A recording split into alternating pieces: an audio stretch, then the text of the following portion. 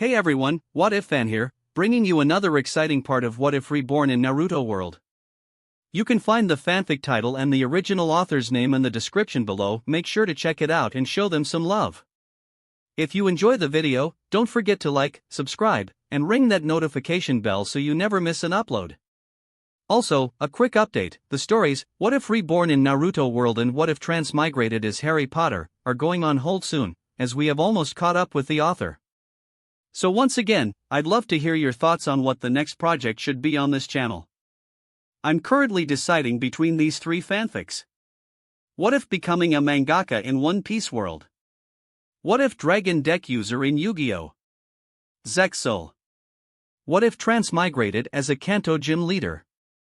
I will be setting up a poll for this, so please vote in the poll and let me know which two stories you'd like to see next on the channel. Alright, let's jump into it. Chapter 56. The Marlin Harpoon. And the Ray Bow. Well, looks like Anko was right about what it was based on at least. Daiki mused not long later as they once again soared through the skies towards their destination. He had one arm wrapped around Anko, while in the other he had the unfurled form of the small scroll he found in Arami Funato's sealing scroll alongside the large bone-white bow. It was a scroll that went into the creation and functions of the pair of weapons, and just who they actually were made by and for. Apparently, according to the scroll, they were created by the head of the Uzumaki clan over 50 years ago. Apparently it was nearly 100 years ago both weapons were created.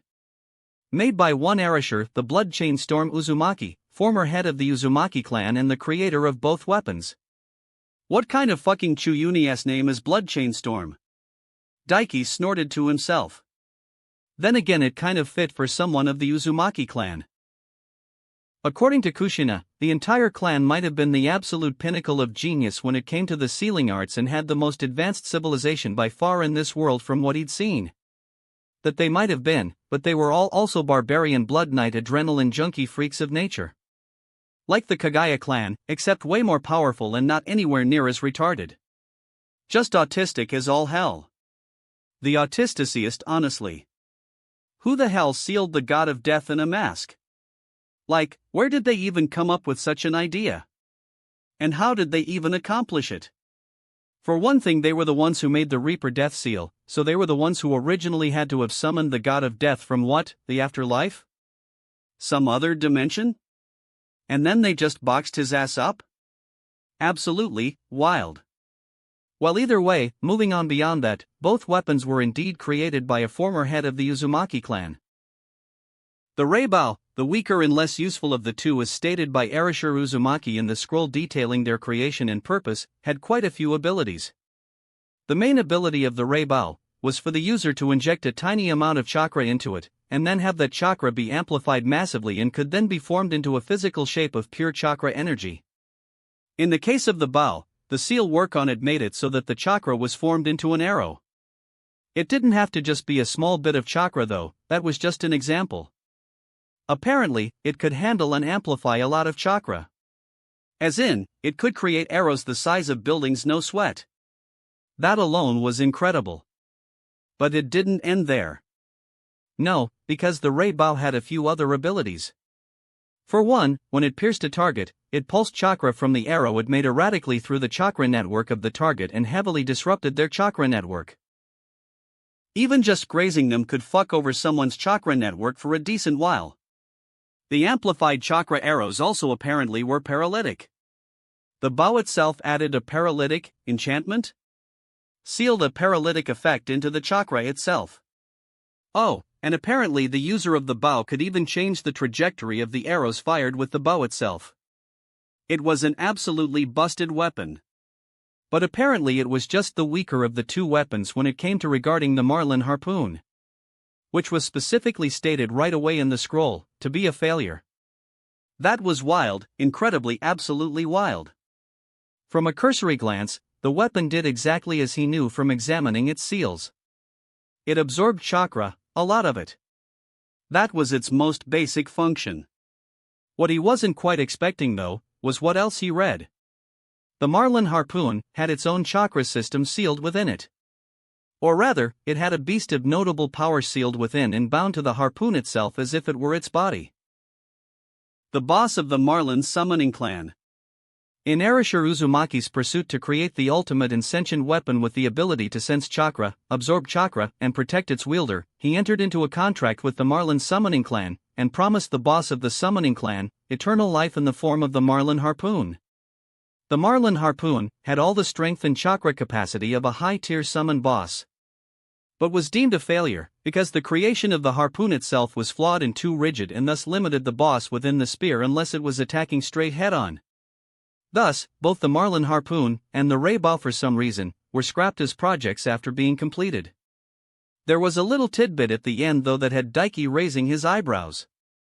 I have learned from my mistakes, I will not make them again. Next time, I will create the ultimate unbeatable weapon that even the bijou themselves will fear. I call it, Project Samahata. Well now, wasn't that interesting to know? It all but confirmed that indeed the Uzumaki clan created the 7 Blades of the Mist. Honestly, it makes me wonder how that guy even found these. Was he grave robbing or something? Daiki wondered. But they were obviously well hidden to some degree, otherwise they would have been found long ago and taken.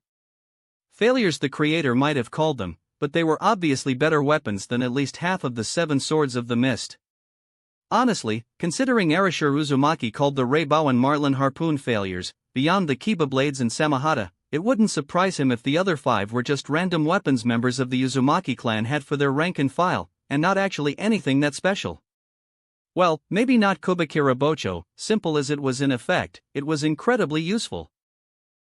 Actually, considering how the Uzumaki clan seemed, Kubakira Bocho might have been designed just to farm chakra or like he planned to do and was never intended to be a weapon. And was just designed like a massive buster sword because the Uzumaki were crazy. Either way, Daiki didn't really care all that much. Rather, he was focused on something much more interesting. Specifically, the chakra amplification effect of the Ray Bow and its ability to change the trajectory of chakra it fired as arrows. Those would be incredibly useful to add to his Kiba Blades. But beyond even that, was the idea of copying what Arashir Uzumaki did in sealing a powerful entity of some sort into the blades. Maybe one of the other. No, Isabu crushed that thought before he even finished it. You are not sealing any of my siblings into a pair of swords. For one, we don't have bodies like a summoning boss does. Secondly, you would make the blades their new bodies, so no, not happening. Well, fair enough. What about the 0 tails, he asked. He actually already had a rough idea where to find that thing, and had simply been holding off for a while. Actually, he was more interested in the old kun of a villain after the 0 tails and his bodybuilding jutsu rather than the 0 tails itself. He'd been holding off going there for now though. I refuse. Isabu huffed immediately. Daiki blinked. The fact it is referred to as the 0 tails as if it were part of our family is outrageous. Isabu spat and Daiki was astounded by the vitriol from his usually very calm, mellow buddy. It's a leech that escaped from hell hundreds of years ago when the Uzumaki clan were playing around with going to hell like it was a vacation spot. It has no desire of its own, it is simply a leech that feeds on negative emotions. It is the literal exact thing people paint we bijou as, a mindless chakra beast. The Uzumaki clan again. What the fucking hell was up with that clan? You'd be surprised. Isabu snorted, they're the literal reason most demons made it to this world in the first place. In fact, if I'm not wrong, that one you plan to steal the little stone golem army off of is one that escaped because of them. Ha! What the hell, Uzumaki clan? Well, I suppose I'll have to deal with that thing in the future as well. Daiki shook his head. It was a shame, because the 0 tails, while ugly and disgusting as fuck, could be very useful. I didn't say you couldn't make use of it in some form. Just that I don't want my Jinchuriki associating with it at all, Isabu sighed. Honestly, if I were you, I'd help that Kurama clan girl, Yukumo was it? Tame the Ito with your sealing abilities and then seal the leech inside her. With the way her bloodline works, it would passively generate dark chakra in a perpetual cycle and be much safer than what that old fool was trying to do with it. Oh, he'd completely forgotten about Yukumo. But, that wasn't a bad idea at all actually. It did leave the question though just what he could see inside his Kiba blades, but he had time to think on that later. Daiki had plenty to think about along the continued trip towards the Mist Village. Though, in the grand scheme of things, without any more interruptions, it didn't take all that long before they arrived. Or reached within a decent distance of the village at least. When the mist village appeared on the horizon, he could see it much more in detail and clearly thanks to his eyes. Honestly, it looked to be quite the dreary place. The large island amongst the archipelago it was situated on was full of large roving green hills, mountainous in size even, with large jutting mountainous pillars of earth dotting the landscape as far as the eye could see, rising high enough to pierce the clouds. The architecture of the village itself was a bit odd to Daiki as well. He hadn't exactly studied architectural techniques and all, yet. But, every building he could see of small size like a house, or factory building lacking in height, was completely circular in shape, while other larger buildings that rose high into the air were cylindrical in build. At the very center of the village was a huge circular building sitting atop a sloped brick structure that had many tens of dozens of pathways spread throughout the village, and atop most of the buildings were greenery, grass, trees and more. Such an oddly built village. Daiki thought as he descended through the air a few miles away from the village, landing atop the ocean and letting Anko down. Who came up with such a design, and what purpose did it have, he wondered. Finally, Anko breathed a sigh of relief and stretched out her arms. Flying is cool and all kid, but it got boring real fast with nothing to do. Daiki just shrugged. He'd had plenty to do over the past day and plenty more to think about. Such was the benefit of being one on the one true path of the holy grind though. Anyway, focus up kid, Anko said suddenly, we're about to enter the home of the succubus, so seal away your dick for a little while will you? Seriously, he was not that bad. Even if they were mostly joking. Sure, he'd been flirting a lot lately, but that was simply because of how little he needed to focus during the Chunin exams, and how bored he'd been. He wasn't going to let his cock lead him during something as serious as meeting with a foreign kage no matter how hot. Yeah. Daiki rolled his eyes and began walking across the ocean towards their destination. The entrance to the hidden village in the mist, if it could really technically be called that, was a port. Unlike Konoha that was completely surrounded by large walls, the mist village was technically the entire island. There was a large circular building spread out around the port, and quite a few ships were docked there as well. It made sense, as a village of the land of water and their territory being an archipelago of islands, that most of their trade and clients would come by ways of seafaring. A glance with the Shinkigen was all it took to confirm the contents the buildings at the port, the vast majority of them being storage buildings, which again made sense. One larger spherical building stood out though. From peering inside it, he could see it was an administrational building of some sort, and he was sure he even saw a mission room quite like the one back in Konoha. Konoha Shinobi, a man dressed in the dark blue padded mist Chunin gear addressed them as they made land on the port. You're a long way from home, he stated in lieu of greeting, his eyes eyeing the headband tied around Daiki's waist like a belt suspiciously. Are we really though? Daiki resisted the urge to snort. He could be back home in an hour or two easily if he really wanted to gun it back. Daiki eyed Anko from the corner of his eye, but she didn't say a thing. She only raised an eyebrow at him. Yeah, he was in charge of this mission in totality it seemed. And honestly, a little bit of thought into her presence on this mission told him she wasn't just his babysitter and backup.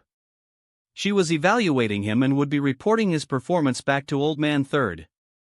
Which probably also meant everything he'd done up until now, from his actions taking Kubikira Bocho, what he'd told her about it, him killing that missing ninja and of course what he'd do here at the Mist Village. Honestly, that was fine with him. Time to turn on that charm.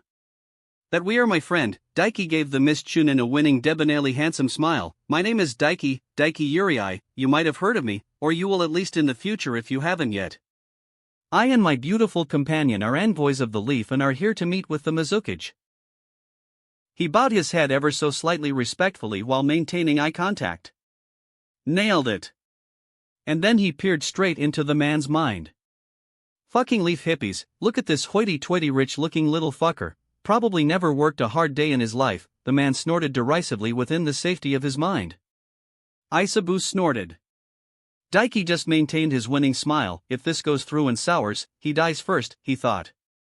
I see, then wait here, I will announce your arrival to my superiors, the Mist Chunin said aloud, turning away, and as he did, Daiki stared straight through his torso and saw him making a single hand seal, though it was not one for molding chakra. He left a moment later, leaving both him and Anko on the port, but all around him he could feel eyes on them. Boo. Anko noted, crossing her arms. Yeah, that would do it. They were pretty well hidden to the naked eye. Too bad for them, he had the Shinkigan. 12 of them. Daiki nodded. He didn't call his jujitsu the all-seeing Scarlet Eye for no reason after all. A standard full platoon then, probably a usual guard for their port. Anko hummed. That made sense. Them, alongside the multitude of Chunin and the dozens spread throughout the port buildings working in the buildings and on guard, meant they had quite a decently large force protecting their port at all times. His eyes flickered up, peering into the sky above, where he could see a large thin dome of chakra that encapsulated the entirety of the island. A sensory barrier, just like Konoha's. It was bigger than Konoha's, yet thinner. It would cost quite a hefty amount of chakra to maintain such a barrier, and the Mist Village weren't well known for their chakra powerhouses beyond the odd one here and there. Kiri was more known for its weapon wielders. Such a barrier could never sense him if he was trying to hide. And in fact, despite its size, would be a liability in trying to sense someone within populated areas. That size, from what he could tell with his eyes, sacrificed quality for range. He supposed he could understand, they had to monitor the entirety of their territory and a few concessions had to be made. Note to self, when I become Hokage I need to see about making sure our barrier core are up to snuff. Daiki thought. Perhaps he could look into using the chakra amplification seal once he mastered it himself, to augment the machines the barrier core used to create, maintain, and use the village sensory barrier? Actually, that brought up the question of what he should do with the Reibao once he was done with it. He had no need for it personally. The Marlin harpoon was going to Tenten of course. But the Reibao, he wasn't sure if he should give it to her. Sure, she was probably the best marksman in his generation and probably actually one of the best in the village despite her age. But, with the sheer range of the Reibao from his estimates and its versatility, it would make a mean combo with the Byakugan. Sure, the Byakugan was inferior to his Shinkigan, but its range was still far beyond anybody else's when it came to length of sight. And as such, had much more potential with such a weapon for attacking from incredibly long ranges. So a Hyuga. Which meant Hanabi or Hinata. Hinata was a cool girl and she was doing way better now than herself from the other timeline, and the Reibao would really be a big help to her. And she was a good friend. But, Hanabi was his apprentice, his student, his shoulder-lowly minion of epic doom. And she was younger, so her fighting style had more room for things to be added in compared to Hinata, who was turning 15 soon, a full year or so older than him. Actually, it's my birthday soon. Daiki blinked and realized. He'd completely forgotten. In fact, it was Naruto's birthday tomorrow, October 10th, and then his was November 1st. He'd be turning 14 in 3 weeks, a little after the Chunin exams ended. Neat. If he became Hokage after the Chunin exams, and after he became 14, would that make him the youngest Kage ever? Old man Sarutobi became Hokage when he was like 16 or 17. And Gaara of course hadn't become the Kazekage in this timeline yet. And he didn't even know if he would really. Well, whatever, it didn't really matter right now. And he could think later on just who would be better to give the Reibao to going forward. Besides, he could probably make one if he wanted in the future once he had mastered the seals inscribed within. Better even considering his plans when it came to chakra ore. Which really brought up the question just why the Marlin harpoon and Reibao weren't made of chakra ore to begin with, because there should be no problem doing so. But whatever. Look alive, kid, looks like a big shot is coming out to get us. Anko said, nudging him on the shoulder. I know, I saw him or rather them. Daiki shrugged. His mind might be wandering, but his eyes weren't. 2 people were making a beeline towards them. Chakra capacity-wise, they both stood ahead above anyone else in the port, including the hidden Umbu. One of them had nearly as much chakra as Anko, while the other had a little bit below. The stronger of the 2 chakra capacity-wise was a man of average height and slim build, dressed in a blue kimono-like outfit, with dark blue hair and a single eye patch over one of his eyes, while the other was a younger man, a bit shorter than Daiki himself with a lean build, light blue hair and rectangular glasses, twin hilts jutting from a bandage-encased item atop his back. Ao and Chojuro, huh? Daiki mused inwardly. The two hands of the Mizukage, more or less from what he knew and the Chosen Guards may had during the 5 Kage summit in the other timeline. One a wielder of a stolen Byakugan, the other the only remaining loyal member of the 7 ninja swordsmen of the Mist and the wielder of Hiramakarei, the great twin blades. Daiki's eyes were on Chojuro as the two approached, or rather he peered straight through the older boy and was examining the blades atop his back. To his disappointment, while like the Kiba blades in Kubikira Bocho they were engraved with many seals within, it wasn't any seals he hadn't already seen before. In fact, it was the same chakra amplification seal within the Reibao, and a similar, yet inferior chakra shaping seal that allowed the Reibao to manifest chakra as energy physical arrows. Which actually put it below the Reibao in terms of seal work. Well, that sucks. Daiki clicked his tongue. But he supposed, not everything was going to be a way for him to improve. It also once again highlighted the fact that another of the 7 ninja swordsman's weapons were definitely of Uzumaki make. And that would be incredibly useful going forward with these negotiations. After all, as Naruto was a part of Konoha and Konoha was the only ally of the Uzumaki, they were the ones with a real claim to the blades. It most certainly wouldn't amount to much, beyond a chance to levy some allegations if it came to it. But it was a little bit more leverage to use if he so needed. Negotiations, he was assuming, were a lot like a fight. Whoever had the bigger muscles metaphorically, or in this case the more leverage, won. Moments later the pair arrived in front of Daiki and Anko, envoys of the Leaf Village. Welcome to the village hidden in the mist. Ao greeted them, his singular eye momentarily narrowing ever so slightly as he took in Daiki's form. Hello, I am Chojuro and this is Ao, we will be escorting you to Mizukage-sama. Chojuro nervously added as a greeting. A pleasure. Daiki gave them his infamous debonairly handsome smile that made babies smile, rainbows form, and even reformed the most evil and heinous of all bad guys. I am Daiki Uriai, and this is my bodyguard Anko. He introduced himself and the woman who was accompanying him.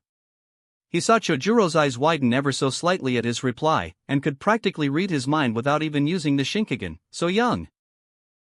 Ao's mouth twitched a bit downwards, but he stopped it immediately from forming the frown or perhaps scowl it was destined to become upon descent. Him being sent by Old Man Third when it was obviously so young, probably rankled him. After all, he was a back-in-my-day boomer kind of guy from what he remembered. Which usually and hilariously tended to make him trigger Mei Terumi's Christmas cake age-related trauma and piss her off. I didn't expect the envoy of Konoha to be so young. Ao literally floundered for a moment trying to word his statement in a way that wasn't outright insulting because of his age. Ha! Well, you know us Konoha guys, Daiki shrugged, winning smile still spread across his face. We're well known for our young absurdly powerful and incredibly virile and handsome prodigies. We're just built different. I see. Ao replied, looking like he just bit into a lemon. Chapter 57. After a moment or two, Ao managed to hide his grouchy old man emotions once more and gestured for them to follow him. Please follow us, Mizukage-sama is expecting you, he said. Lead on. Daiki continued to give a blindingly bright and full of good intentions debonairly handsome inviting good guy smile. That doesn't even make sense. Isabu snorted. It did to him, which was all that really mattered in the end. Ao nodded once, tersely before turning on his heel and walking away. What a testy old man. Well, he could work with that. So Chojuro, Daiki casually fell in line with the older blue-haired boy and struck up conversation. You're a member of the 7 ninja swordsmen then, that's impressive. And no not really, I still have a long way to go until I catch up to my predecessors, the older boy replied sheepishly, rubbing the back of his head nervously. You're pretty young though and already been chosen to wield Hiramakarei, Daiki pointed out, that's pretty impressive. He praised. You think? The older boy flushed at the praise. Somebody needed to get this guy laid. It would do wonders for that timid personality. Definitely, Daiki continued smiling, I'm quite well aware how strong someone has to be chosen to join the 7 ninja swordsmen. I actually fought a former member a few months ago, and a friend of mine fought another. Chojuro's eyes widened in shock, but before he could stutter out a reply, Ao's head whipped around to stare right at him with a severe intensity burning in his one visible eye. "You what?" he asked. "Who, and where might I ask?" "We've been trying to track a bunch of those fools down for a while now. While my friend and his team fought Zabuza Momochi over in Wave, he attacked them during a mission." Daiki shrugged casually, like it was no big deal. "It was time to apply the pressure already after all, and I came across Raiga Kurosaki. He had teamed up with a few bastards from another village. He had big plans to attack Konoha, in fact. So I killed him." If possible, Chojuro's eyes widened even further. "Wait, why you were the one who killed Raiga?" he gasped out in shock. "Among a few others at the time." Daiki shrugged. "I see." Ao's eye narrowed at him. "You wouldn't happen to know then what happened to our weapons that he absconded with when he betrayed us, would you?" Daiki continued smiling pleasantly. "I might," he replied easily with another shrug, "but that isn't really here nor there right now, is it?" Ao visibly bit the inside of his cheek to stop himself from snapping. After all, Daiki couldn't have been more obvious he was in possession of the Kiba blades even if he just came out and said it. Even so, his old man temper was easily frayed by young bucks like him. Daiki could see very minute little twitch in his skin with the Shinkigan, no matter the emotional control he had. Daiki's smile widened. "That's a nice eye you've got under that eye patch, by the way." He cut him before he could say anything in reply. "I'm good friends with a few girls from a clan who all have eyes just like that one." Ao froze. The meaning behind what he said, pleasant and complimentary sounding as it was, couldn't be hidden at all. "You can't say shit about me having those swords. You stole from us first, fuck face." Ao forced a smile on his face. "I see, you have friends in high places, I suppose," he chuckled, though to Daiki it sounded more teeth-grinding. "And it's very impressive such a young lad managed to overcome Raiga. He was a very powerful shinobi." "I wouldn't know." Daiki just shrugged, pleasant smile not twitching a fraction of an inch. "If I'm being honest, he didn't last very long. I killed him in one hit. I was actually quite disappointed. I guess the bounty on his head was nice, at least, I suppose. Kinda cheap though for an A rank." A vein pulsed on Ao's neck. Ao almost robotically turned back around and continued on. "Very impressive," he bit out, not looking back at all. If Daiki's pleasant smile flickered into a victorious smirk for a moment, then it was really just a trick of the light. Even though they were outside. "Totally. That's our really incredible Daiki-san." Chojuro was a lot different though, giving him a bit of an odd look. I don't think I could beat Raiga-san in a fight, but you did it in one-hit attack? I suppose it's no wonder you were chosen to be an envoy at so young if you're that strong." He fumbled his words a bit, but he was honest at least. Anko, he saw in his peripheral, had raised her eyebrow at him. He flashed the finger at her. Underscore underscore underscore underscore underscore underscore underscore underscore underscore underscore underscore underscore underscore. They were led from the port into the main elevated paths of the village, towards the large spherical building he'd noticed at the very center of the village.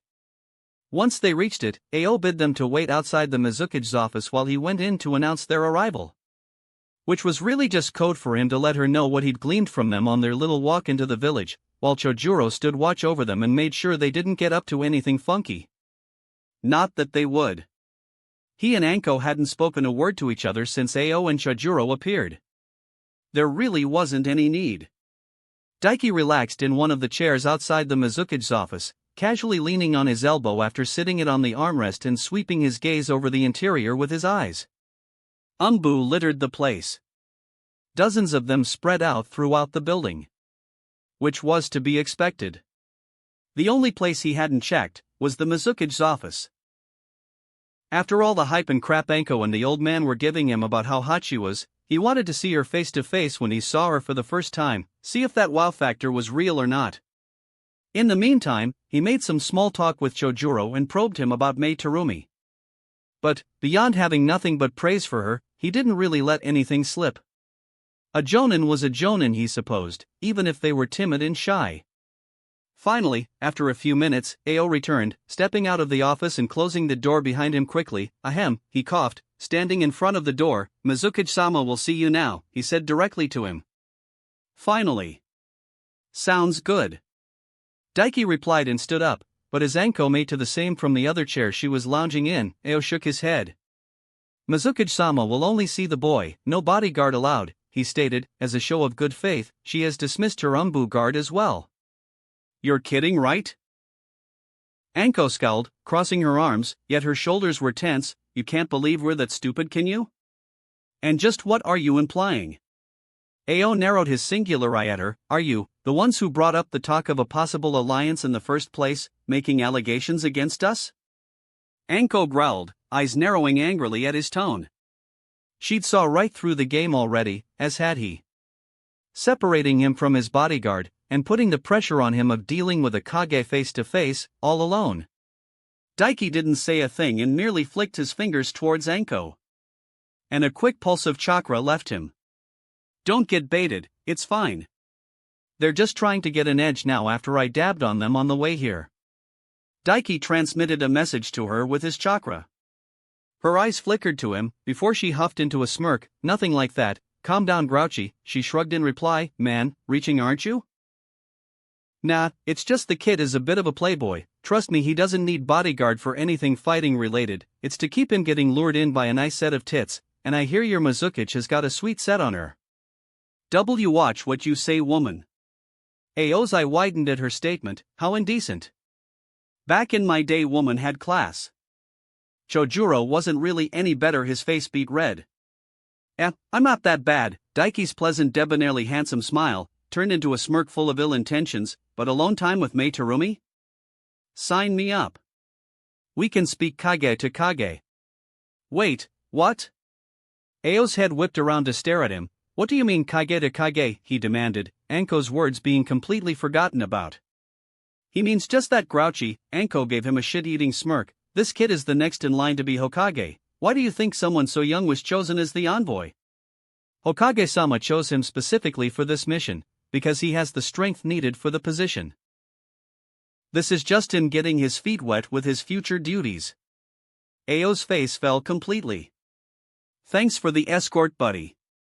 Daiki flashed the man a thumbs up as he swaggered his way over and motioned for him to open the door. And like a robot that had lost all conscious thought, Ao did just that, opening the door for him to enter and standing aside. And shutting it closed as soon as he stepped in. Once inside, Daiki's eyes immediately took note of the space within almost unconsciously. It was a wide-open spherical room with dark blue flooring and dark gray walls. It was sparsely decorated with a few pictures, but otherwise the only thing of note within the large spherical room was the large desk at the other side of the room and the oval curving window panels that gave a full view out over the village. Much more interesting though, and the thing or rather person that took up his conscious gaze though, was the woman leaning against the desk, arms crossed and a pleasant smile across her plump, shiny pink lips. And what a woman she was! She was tall for a woman, her stature a few inches above the average height of women he was used to, with eyes a mesmerizing and piercing shade of emerald green. Fair-skinned and beautiful, she was clad in a figure-accenting blue battle dress that hung from her chest and didn't cover her shoulders at all, dangling to just past her knees, with her feet clad in sturdy blue toeless ninja boots. And left plenty of cleavage to his gaze. Like goddamn. Her breasts were massive, bigger even than Anko's. Yet, despite their size, hung high, proud and perky on her chest. Yet despite the temptingly deep valley of cleavage she displayed, Daiki's attention was more focused on her hair and her face. Her face was sharp, yet beautiful, with thin almost dainty cheekbones that curved in at an angle that made her face look incredibly feminine and beautiful. An eye-catching curtain of wavy auburn absolutely gorgeous hair, tied at the top with a top knot reached down past her backside, nearly to her ankles. While her bangs curved around her face, hiding one from view and framing only shimmering emerald green eye, giving her an almost ethereal mysterious look. Oh no, she's stupid hot. Daiki thought in that moment. Anko and the old man might have been hyping it up a bit more than necessary, but they weren't exactly lying. Mei Terumi was stupid gorgeous. Beyond gorgeous even. Those looks, those eyes, that hair. And those goddamn curves. He had to admit, Mei was definitely the most beautiful woman he'd ever seen. Except maybe Naruto, but she didn't count. On account of not really existing. Shame that. Hello there, Yuri Daiki Dano, is it not? Mei Terumi spoke, her voice throaty, dare he say almost sultry, when Ao informed me of how young you apparently were, I was quite shocked. You're quite the impressive young man. Thank God for Anko and Karina, he guessed. If not for grinding with them, he may have been stunned silent by her beauty. Alas for her, the grind never failed to provide for those truly loyal to its holy scripture. Well, like I told Ao a bit ago, Daiki began with a shrug as he approached her, the casual, confident smile is always a staple on his face. We at the Leaf Village are quite known for our young, handsome, and incredibly skilled prodigies. Ho, quite the confidence too, May laughed lightly, her single-shown green eye idly roving over him, lingering on his arms and collarbone for just a tiny microsecond before returning to meet his gaze. Well, I suppose you're not wrong at all, you're quite the fine-looking young man, very handsome. I'm curious what you'll be like in a few years. Taller, with even bigger muscles and an even more handsome no doubt, Daiki's smile widened as he curled his arm and flexed his bicep. I'd ask if the same would be true for you, but it might be impossible for a woman like you to get even more beautiful. Her single-shown green eye blinked slowly, before her pink lips curved up into a wide smile of their own. Well now, aren't you just a delightful young man, she noted, dangerous too. Her eye flickered to his bicep and back to his eyes so fast, he wouldn't even been able to notice without his Shinkigan. While I am a shinobi, Daiki shrugged, before making a show of looking around, though I should probably be careful not to step on anyone's toes like that. Time to start the game. In what way? I'm afraid I don't follow, the Mizukage arched an eyebrow. Just what I said, he shrugged, a woman as gorgeous, strong and accomplished as you? If you were single you'd have people beating on the doors trying to ask you out. Hell, I'd be first in line. But I'm here for negotiations above all else, so I don't really want to step on the toes of your boyfriend or husband, or whatever significant other you have and piss them off and make things go sour. Beyond anything physical, the one central weakness Mai Terumi had was a complex over her age and single status. To some, that might seem very silly for a person as monstrously powerful as her. She was the Mizukage. Kage were thought to be the pinnacle of all people, the strongest, the fastest, three most powerful bar none, and a reputation had been cultivated over the period the hidden villages had existed. That a Kage was undefeatable, they were unstoppable, unsurmountable titans. Almost deity-like figures to the common masses. And while it could truly be likened to that physically at the very least, mentally even Kage were still human. Mai Terumi was still a woman, with all the instincts and desires that came with being such. And to be frank, her youth and best years as a woman was spent fighting against the regime of the mind-controlled Yugura. She was 29, approaching 30 years old, and she'd never had a lover to speak of despite her incredible beauty. A true blue Christmas cake in the flesh, left to rot on the shelf. May twitched. It was barely noticeable, and was covered up at such speeds Daiki and honestly most wouldn't have noticed normally. But the Shinkigan enhanced his analytical vision and mental prowess to the limit and allowed him to perceive the most minute changes in body language and chakra. Even a Kage could not hide their body language from him. Well, luckily for you, you don't have to worry about that. There's no significant other in my life. May's lips twisted into a slightly sour expression, but only for the briefest of moments, before being replaced with a pleasant smile, so there's nothing for you to worry about. So you don't need to worry about complimenting me like that. Wait, what? Daiki made a show of being surprised, eyebrows rising, eyes widening, and mouth dropping though, before laughing and shaking his head. Nah, there's no way. He waved off her words as if she were joking. Her smile widened ever so slightly. No, I'm afraid not, she said, but she now looked very pleased. Of course this wouldn't change anything about how negotiations would truly go, but he wasn't trying to with that. He was pursuing the option of having her gain the slightest fondness for him. For instance, not wanting him to die by having a bijou extracted. And making other options offered seem much more tempting than that prospect. Not that it would ever come to that, mind you, but it would make steering her towards other deals easier. The hell is wrong with the guys in this village? Daiki palmed his forehead, though this definitely wasn't a put-upon act, he was being truthful with it. Why aren't they lining up trying to put a ring on your finger and get you in a wedding dress? Honestly, he'd love to see her in one. A lacy little white number, plunging neckline, garter and all. A light laugh left her throat. You're really quite the charming young man, aren't you? Mai tittered. Personally I could not tell you, I've been wondering myself. Yeah, I don't get it, Daiki shrugged, before smirking massively. In that case, it's my lucky day then. Finders keepers loser weepers. How about we put this negotiation off for now and go on a date instead? Oh? May gave him a genuinely surprised look, just like that? I mean, have you looked in a mirror lately? Daiki shrugged. Hell yeah, he pumped his fist into the air, before pointing a finger at her. You think I'd stroll past a glimmering diamond that I just came across? Or what, step back and observe it for some reason instead, he snorted. No, of course I'm gonna snatch it up for myself. This is practically the same thing. Era, truly you are a silver-tongued one, aren't you? May stood up from where she was leaning on the desk and casually invaded his personal space, trailing a finger up his cheek ever so gently. Are all the young men of the Leaf like you, she wondered. Nah, I'm just built different, Daiki proudly boasted. So how about that date? Maybe one at the beach? I'm sure you've got a few nice ones here in the mist and I'd love to see you in a bikini. Well now, this is definitely a first for me, Daiki Dano, May admitted. I do have to admit though, given the choice I'd definitely take you up on that offer. I can't say I've ever had the chance to have a date on the beach. Just call me Daiki, Mizuki-sama, you don't need to be polite with me, I prefer casual. He grinned at her, and decided to be a little daring since she was already invading his own personal space and boldly placed his hand on her hip, and he felt her stiffen ever so slightly. After the beach, we could hit up the movies, have dinner, make a whole day of it. Perhaps I can give you a massage if you're up for it. I've got it on good authority that woman can't get enough of my hands on them. Or well, Kurenai at least couldn't get enough of it when he was testing it out with using his lightning affinity to stimulate her nerves while using his mythical palm jutsu to work her muscles. Kurenai, if nothing else, was a great test dummy. Oh my. May almost looked a little overwhelmed at his offer, before shaking her head. It's lamentable that these negotiations are quite important, otherwise I would definitely take you up on that offer. She pouted, almost disappointedly before stepping back out of his personal space, taking her hand off of his cheek.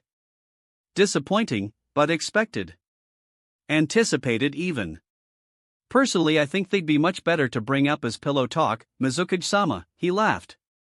May giggled lightly. You're so bold, Daiki-kun, she cupped her cheek. Please, since you allowed me to call you by name, just call me May. I'll do that then, May. His grin never faded once as he shrugged. So let's get these negotiations out of the way quickly then so we can talk about something much more interesting, like what kind of bikini would look best on you. Stop that, she laughed lightly again, before sighing, and a serious expression appearing on her face, as walked around her desk to sit at her chair. So then, down to business.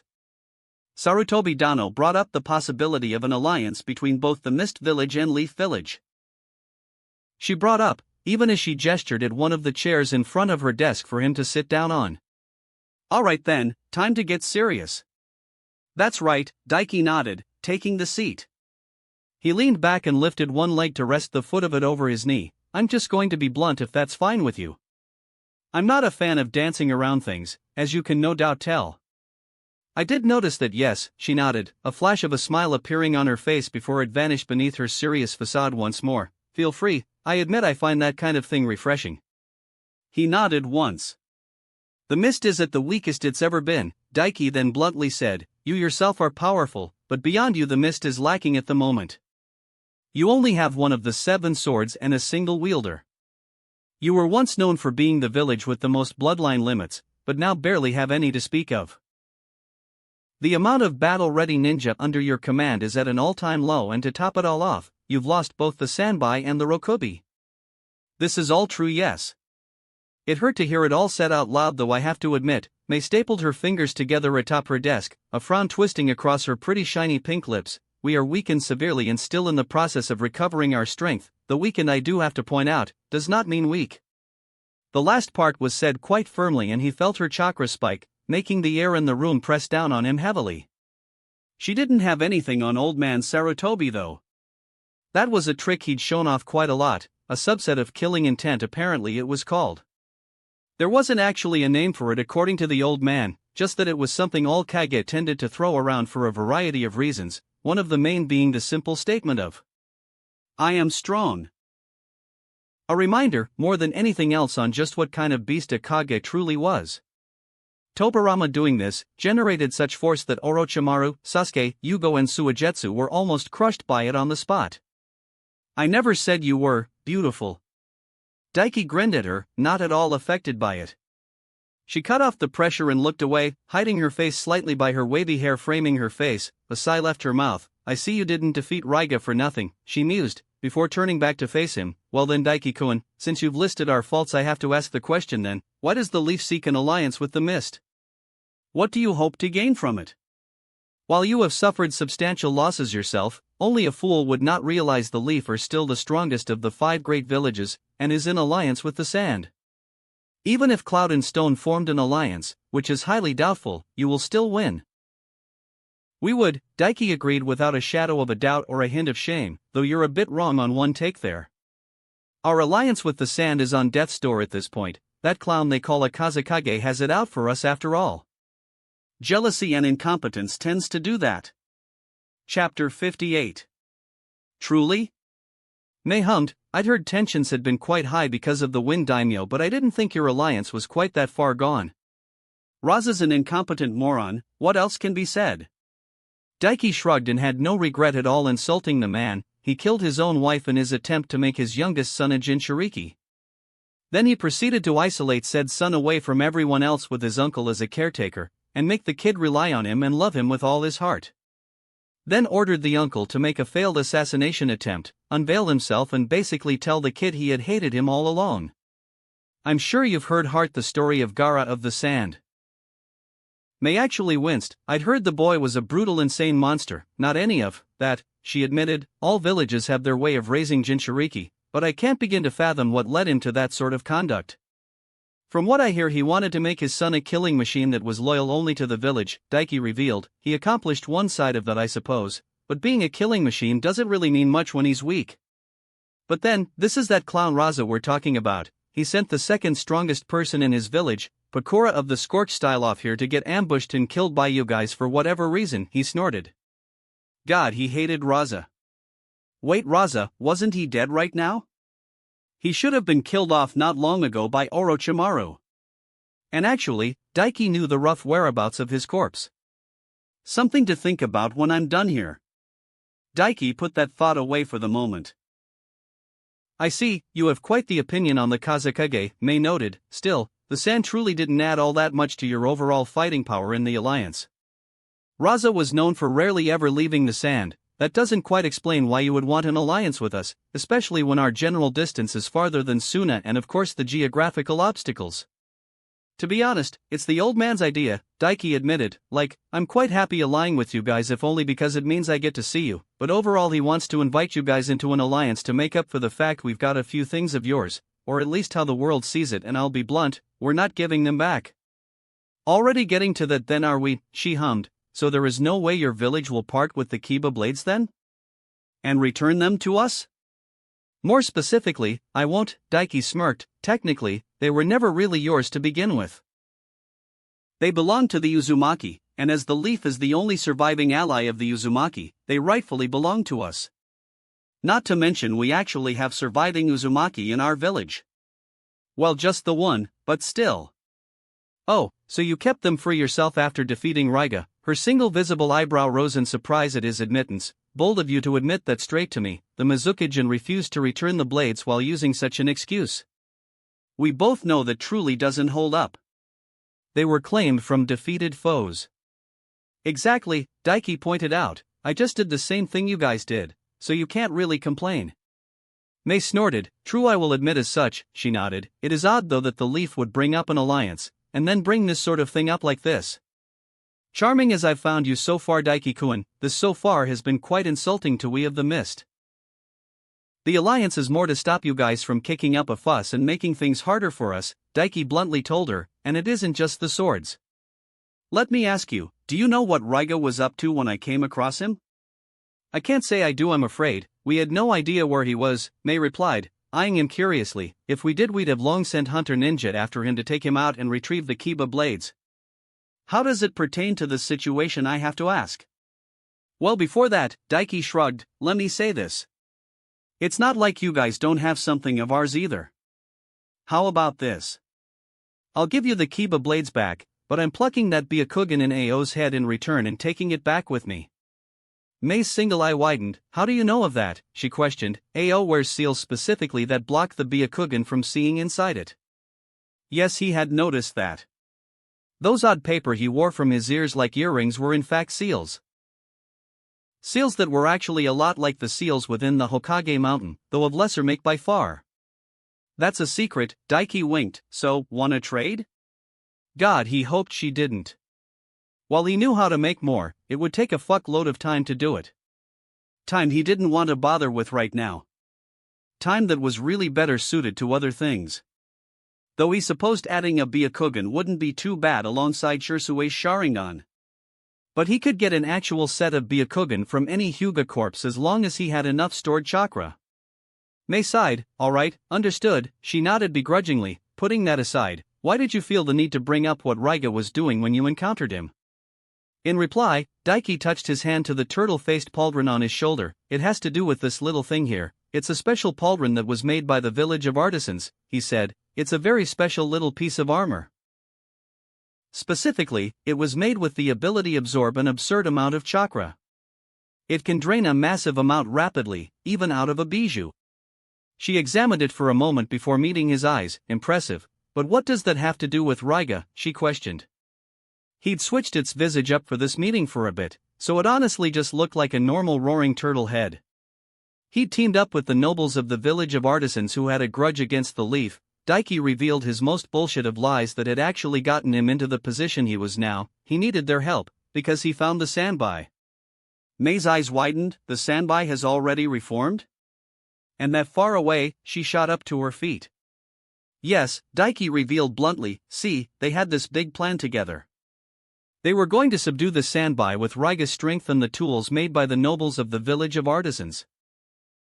They planned on subduing the Sanbai to do their bidding, and use its chakra to somehow resurrect their old leader Saimai, who was killed decades ago by the Night-Aim Hokage. I'm sorry? May gained an almost befuddled look. How would they even be able to do such a thing? How would the Sanbai's chakra allow that? Now they had a way of doing it already themselves. What they lacked was the sheer chakra needed to do it. Daiki shrugged. Either way, that isn't important. What is important is that they and Raiga, after resurrecting that guy, were planning on unleashing the Sanbai on the leaf. And I just so happened to come across them while they were in the process of doing that while on a mission to the village of artisans. That fool.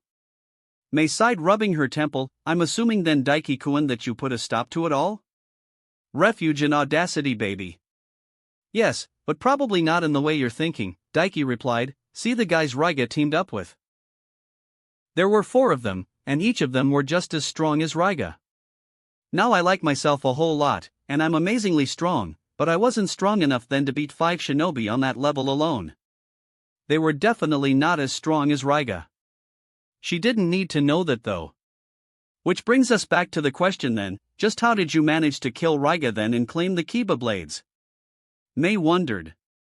Well, I'm actually pretty talented with seals. The old man says I might even be more talented than the Yondaime. The smirk returned to Daiki's face. When they were subduing the Sanbai and were exhausting themselves in the process, I jumped in, sealed the Sanbai in myself and then used its power to kill them all. I'm sorry? May mouthed and just stared at him for a moment. That makes no sense. While I cannot account for your ability with the sealing arts, and will not contest them at all if the Sandaime Hokage claimed as such, it still simply isn't possible. It takes time to be able to use a bijou's power. The only way that would be possible is if you completely subdued the bijou. Or the bijou cooperated with me willingly. Daiki pointed out happily. Highly unlikely. May shook her head. Why would the bijou cooperate with the person who just sealed them? We'll get back to that, because it has a lot to do with your old Mizukage before he died. Daiki shrugged and stood up. If you want, I'll show you proof. Very well, I admit you've piqued my curiosity in multiple ways now. May nodded, gesturing for him to proceed. Alright then, try not to fall in love with me, he winked at her, or do, I'll happily go out with you if you do.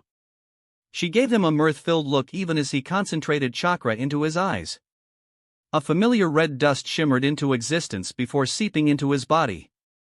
Incredible, I can't sense your chakra now even with me standing right in front of you, May noted. A dojutsu?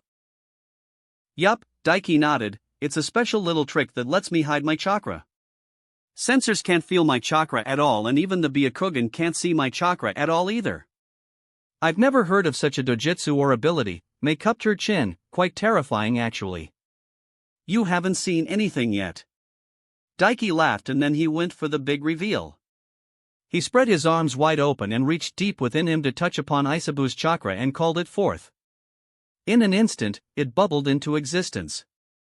Unlike Naruto's that took time to form as a new inexperienced Jinchuriki, he was anything but. The crimson-red chakra cloak formed around him in the blink of an eye, 3 massive shrimp-like chakra tails waving behind him. May's eyes widened in shock, all 3 tails, and that easily, she gaped, you were actually telling the truth. But that speed, not even Yagura could call upon all 3 tails of the chakra cloak so swiftly.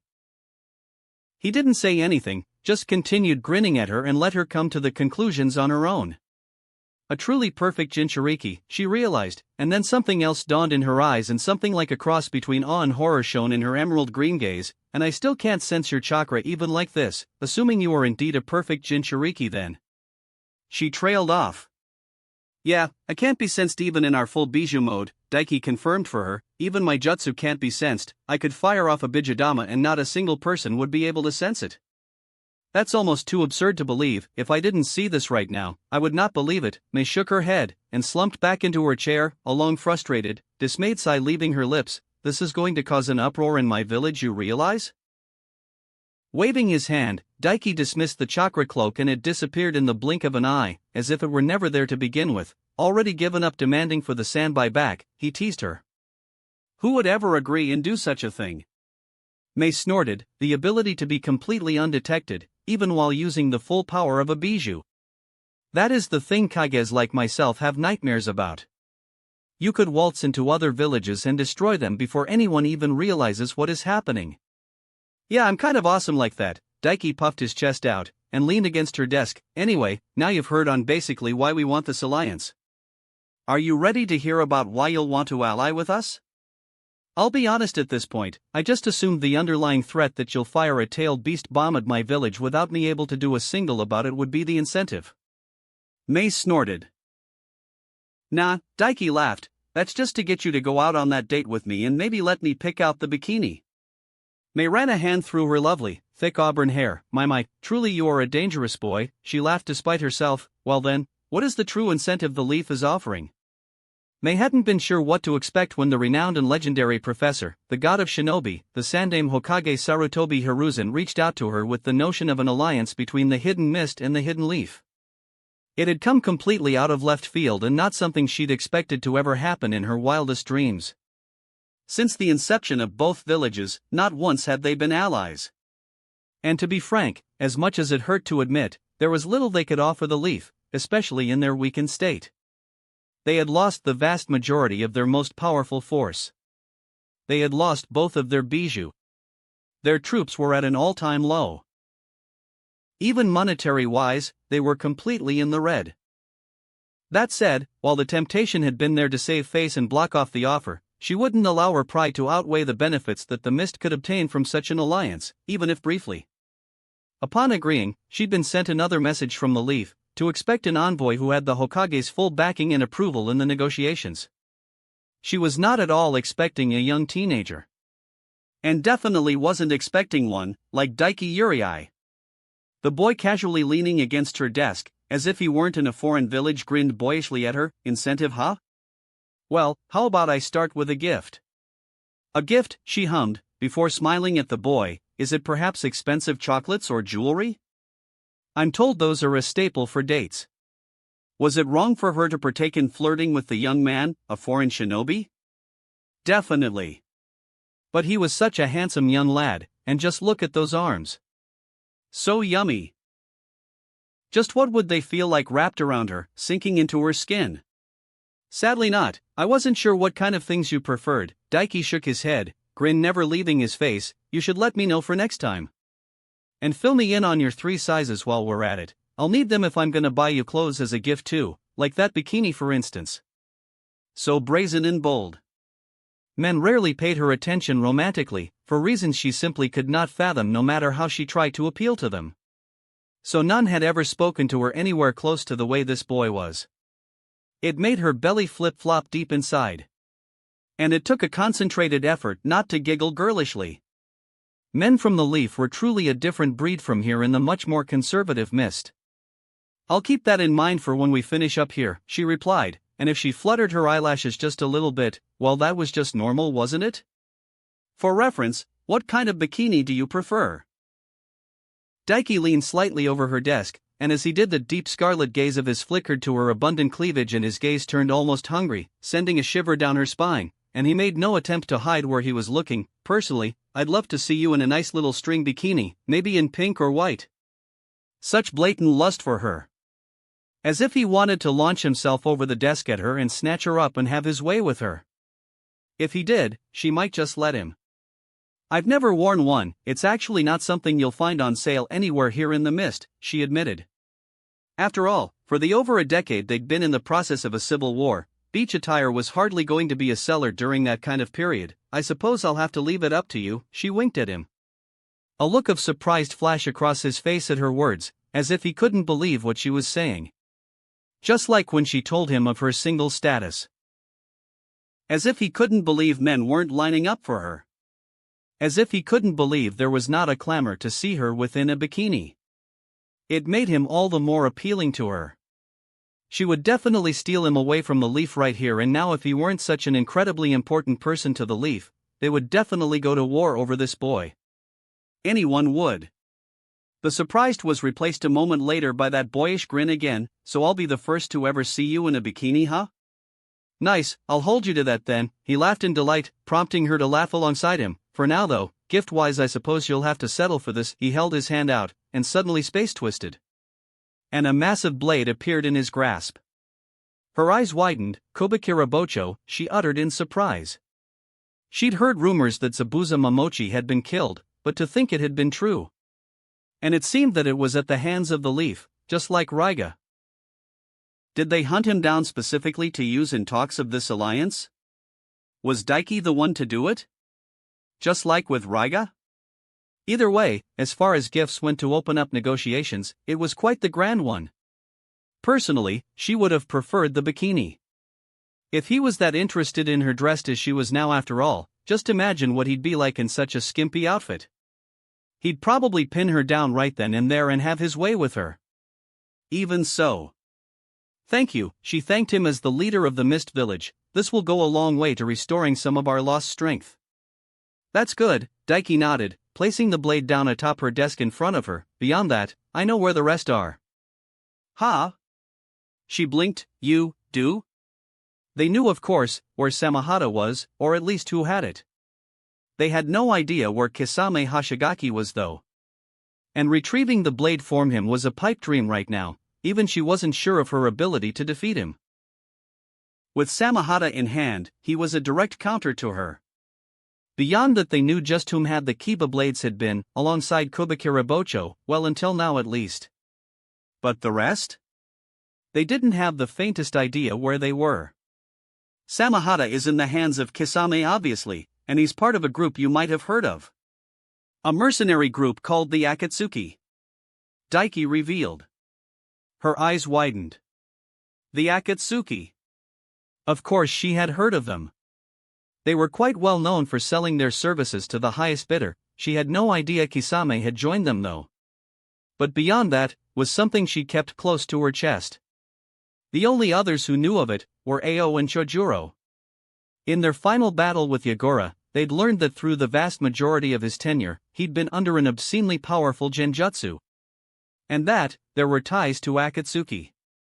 She'd long since held the suspicion that Akatsuki had somehow been controlling Yagura, but had no proof. Wait.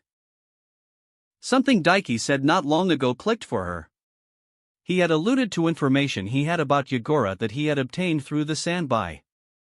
And now bringing up the Akatsuki. Did he know the truth behind Yagura? If the Sanbai was truly working with Daiki, it meant he would be privy to everything Yagura ever knew as well. And everything the Sanbai had learned of their village since they first started creating Jinchuriki for it at the inception of their village.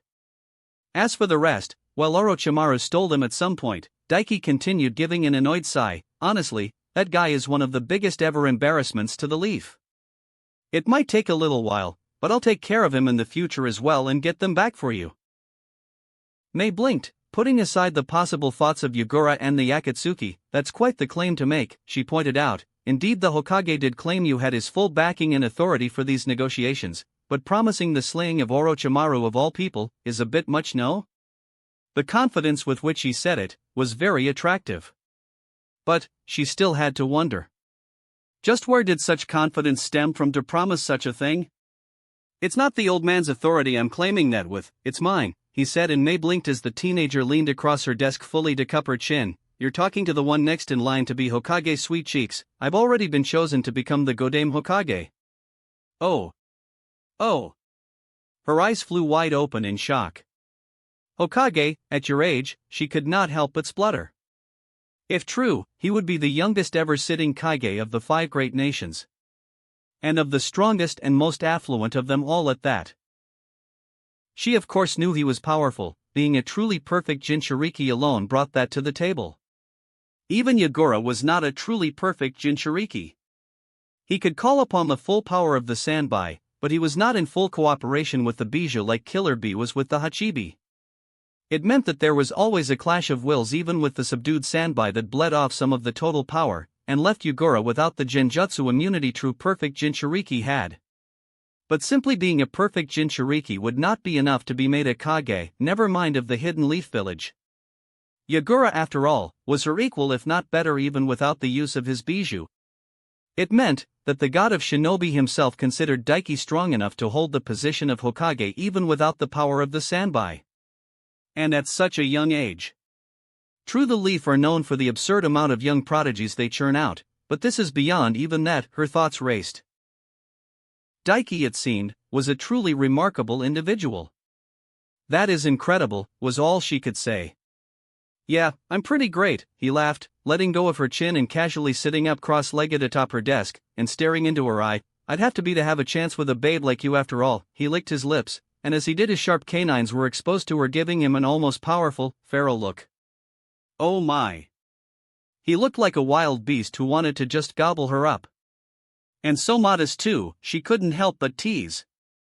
He just grinned. Anyway, beyond that, I know where the Rokubi Jinchuriki is as well. He dropped another massive bomb on her and her eyes widened once more. While I'd prefer you guys to leave the Rokubi alone, since me and the Sanbai are good buddies and that's one of his siblings, I won't stop you either.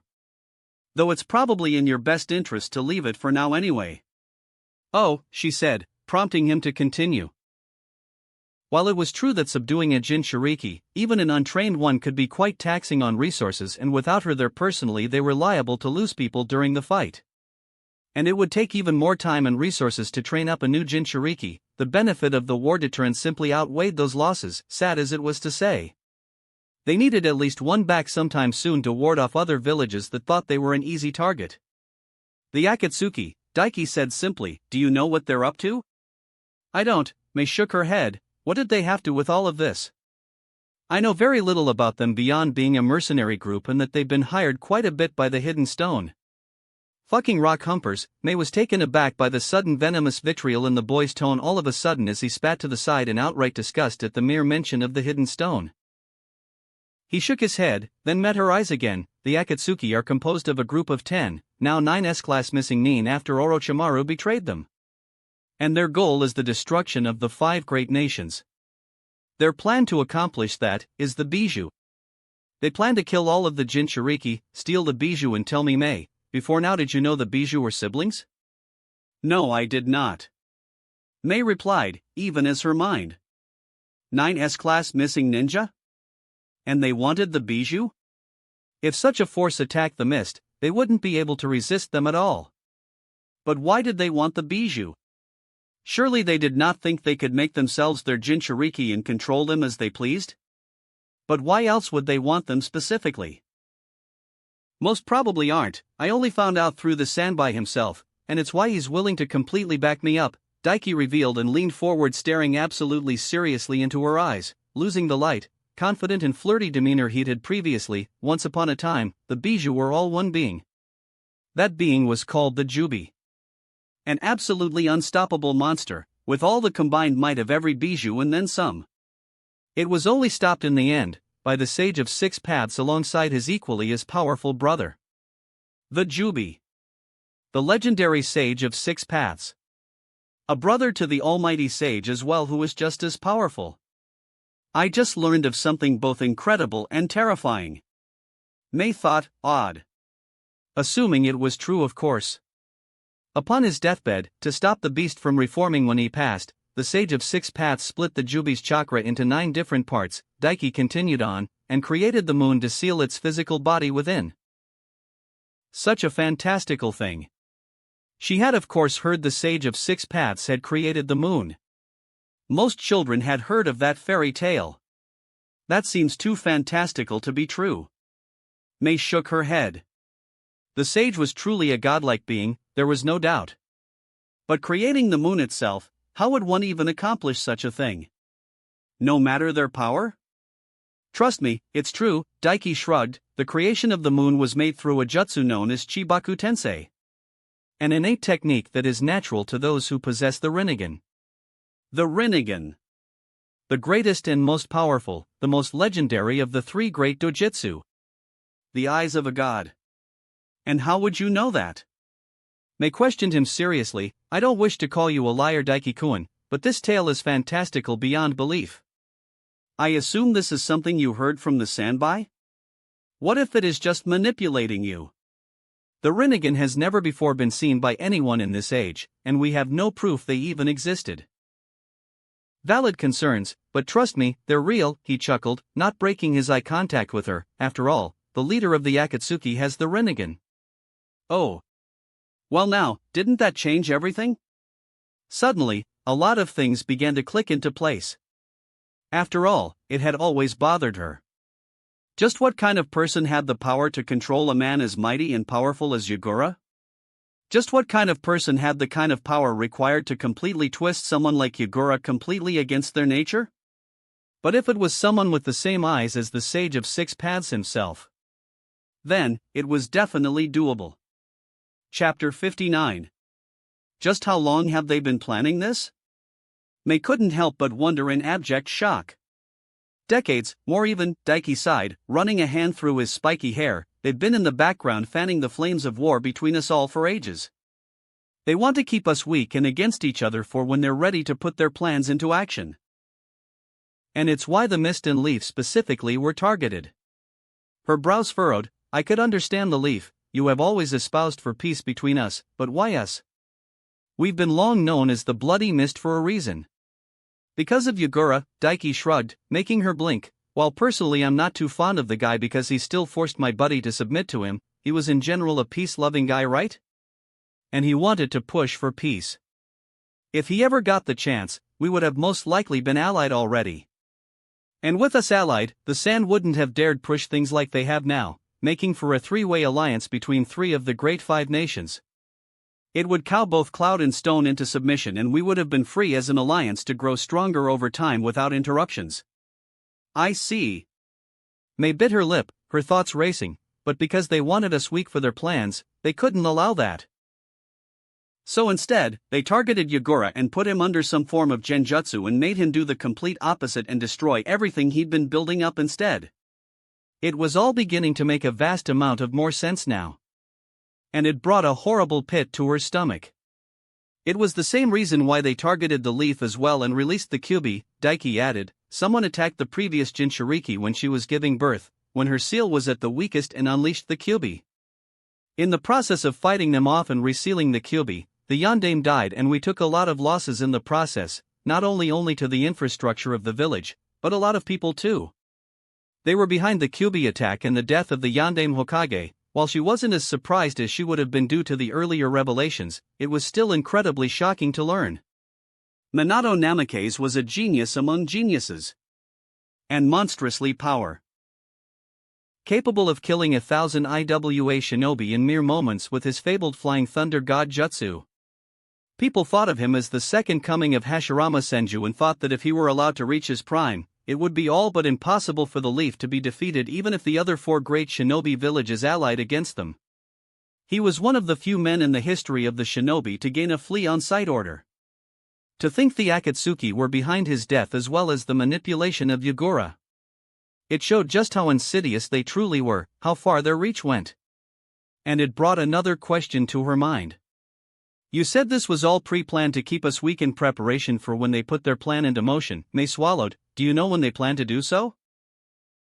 They've already started, Daiki replied. To her absolute horror, they've already gotten their hands on the 5 tails. Not that the stupid rock humpers have noticed. They don't give a fuck about their Jinchuriki and haven't noticed he's been taken. Oh, that was not good at all.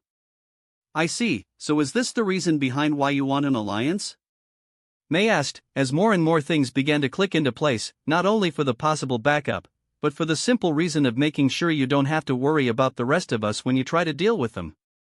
Admittedly, yeah, Daiki laughed a little bit, and it was actually a little comforting that he was still casual about things with such a discussion. It meant he had a plan of sorts, perhaps multiple. We still have some time though. While they're moving right now, they won't start going all out in full force for another 2 years or so, going by the information I've managed to gather, assuming nobody spooks them into action before then. 2 years, huh? All things considered, not a whole lot of time, Meg grimaced. You can't even guarantee a force capable of quashing an S-class shinobi in 10 years without committing an absurd amount of forces, never mind 2. Without current lacking manpower, I can't guarantee anyone but myself being capable of dealing with even one of their ranks, and should I have to fight 2, it's unlikely I'll win. Especially if they were monsters like Kisame, and considering Daiki had name-dropped Orochimaru as a previous member, then for sure each of them had to be monsters in their own right. And she could definitely see why Daiki advised her not to send her people after the Rokubi Jinchuriki. If they brought him, or even just the bijou back, it would paint a target on the village. With none of the bijou currently within the village, it would mean a lot of the Akatsuki's attention would be focused elsewhere other than them. And they definitely couldn't deal with an assault from multiple S-class shinobi as they were right now. It would be the end of the hidden mist. That's fine, you alone are more than worth the alliance, Daiki winked. Besides, it'll be in our best interests to help you recover your strength. And we'll be adding 2 S-rank shinobi to our ranks within the next 2 years, 3 if you don't already count Kakashi. Possibly 4 if another one works out right. And at least a bunch of elite Jonin tier if I have anything to say about it. Not counting yourself? May replied, raising an eyebrow at him, while trying her best to contain her one shock at the casual listing of such a thing. Putting the matter of Hatake Kakashi aside, that would still be 2 S-class he was confident about, with a possible 3rd. And a confidence in multiplier elite Jonin level ninja. Nah, I'm already S-class for sure, he laughed. But yeah, as far as that level goes, we have me, old man Saratobi, old man Danzo who I'll give a boot up the ass if he drags his feet again, Jiraiya, guy who can hit on that level with the 8 gates, and I'll be dragging Tsunade back as well. So that's 5 definite S-class levels, 6 once we get Tsunade back. And assuming everything works out to plan, that'll bring us to 10 S-class ninja in the Leaf alone. And 11 with you included, that is again assuming you accept the alliance. So 9 S-class without a doubt in his mind at least, from the Leaf. Another possible one. That was quite the force. If he was to believed, and May actually did believe the young man, then the Leaf had already began to recover from the loss of the Yondaime and then some. Admittedly, Saratobi Hiruzen was getting on in age, as was the Shimura Danzo, but neither were close to the age of that old gnome of a fence-sitter Inoki, so she didn't doubt they would be combat-ready when needed. From that standpoint alone, allying with the Leaf was the best bet. Taking refuge under the wings of a titan until they recovered their own strength would be a great way to protect the village. And that of course wasn't taking into account that if the Akatsuki were successful then they would be destroyed anyway. So it was in their best interests to join hands with the Leaf. Before I give you my answer, Daiki-kun, is there any other world-shattering revelation you want to drop on me? She smiled prettily at him. Well, beyond helping you guys recover, helping you out if you're in trouble and getting those swords back for you guys, there is one thing else. Daiki turned around and slid off of her table, casually walking around it. This isn't an offer for the Mist Village though, it's an offer to sweeten the deal from me to you. Oh, she hummed in curiosity, even as he walked around to stand directly behind her. She couldn't feel his chakra at all, but her physical senses were well honed enough to feel his movements behind her. He placed his hands gently on her shoulders, before sliding them down her front and clasping his hands together over her chest, and she shivered as she felt the boy's lips touch the back of her ear. how would you like eternal youth? He whispered into her ear, as if hiding a great secret that only she was meant to overhear even though they were the only ones within the room. What? Eternal youth, she blinked rapidly. That was the offer he was giving her? You have the power to do that? May asked, voice low, almost a whisper in of itself as she was caught up in the boy's pace. I don't have the power to give immortality, but eternal youth is well within my power thanks to those idiots at the village of artisans in the Sandbai, he continued. My dojutsu is called the Shinkigen, and one of the abilities it has is to turn chakra into pure life force, which I can not only use on myself, but give to others. With the absurd amount of chakra I have as a Jin Shiriki, I can create an absurd amount of life force. As I am right now, without focusing on it much, I'm generating roughly 20 years worth of life force per month passively for myself. But I can do so much more given time and the right incentive. May swallowed heavily. That was something alright. That went way beyond mere incentive. Did he know she'd been worrying about her age? That she was a complete Christmas cake left on the shelf that no man would ever want?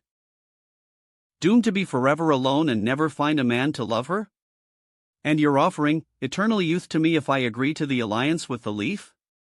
May replied, unable to hide the tremble in the voice. Excitement? Awe? Shock? She could not tell.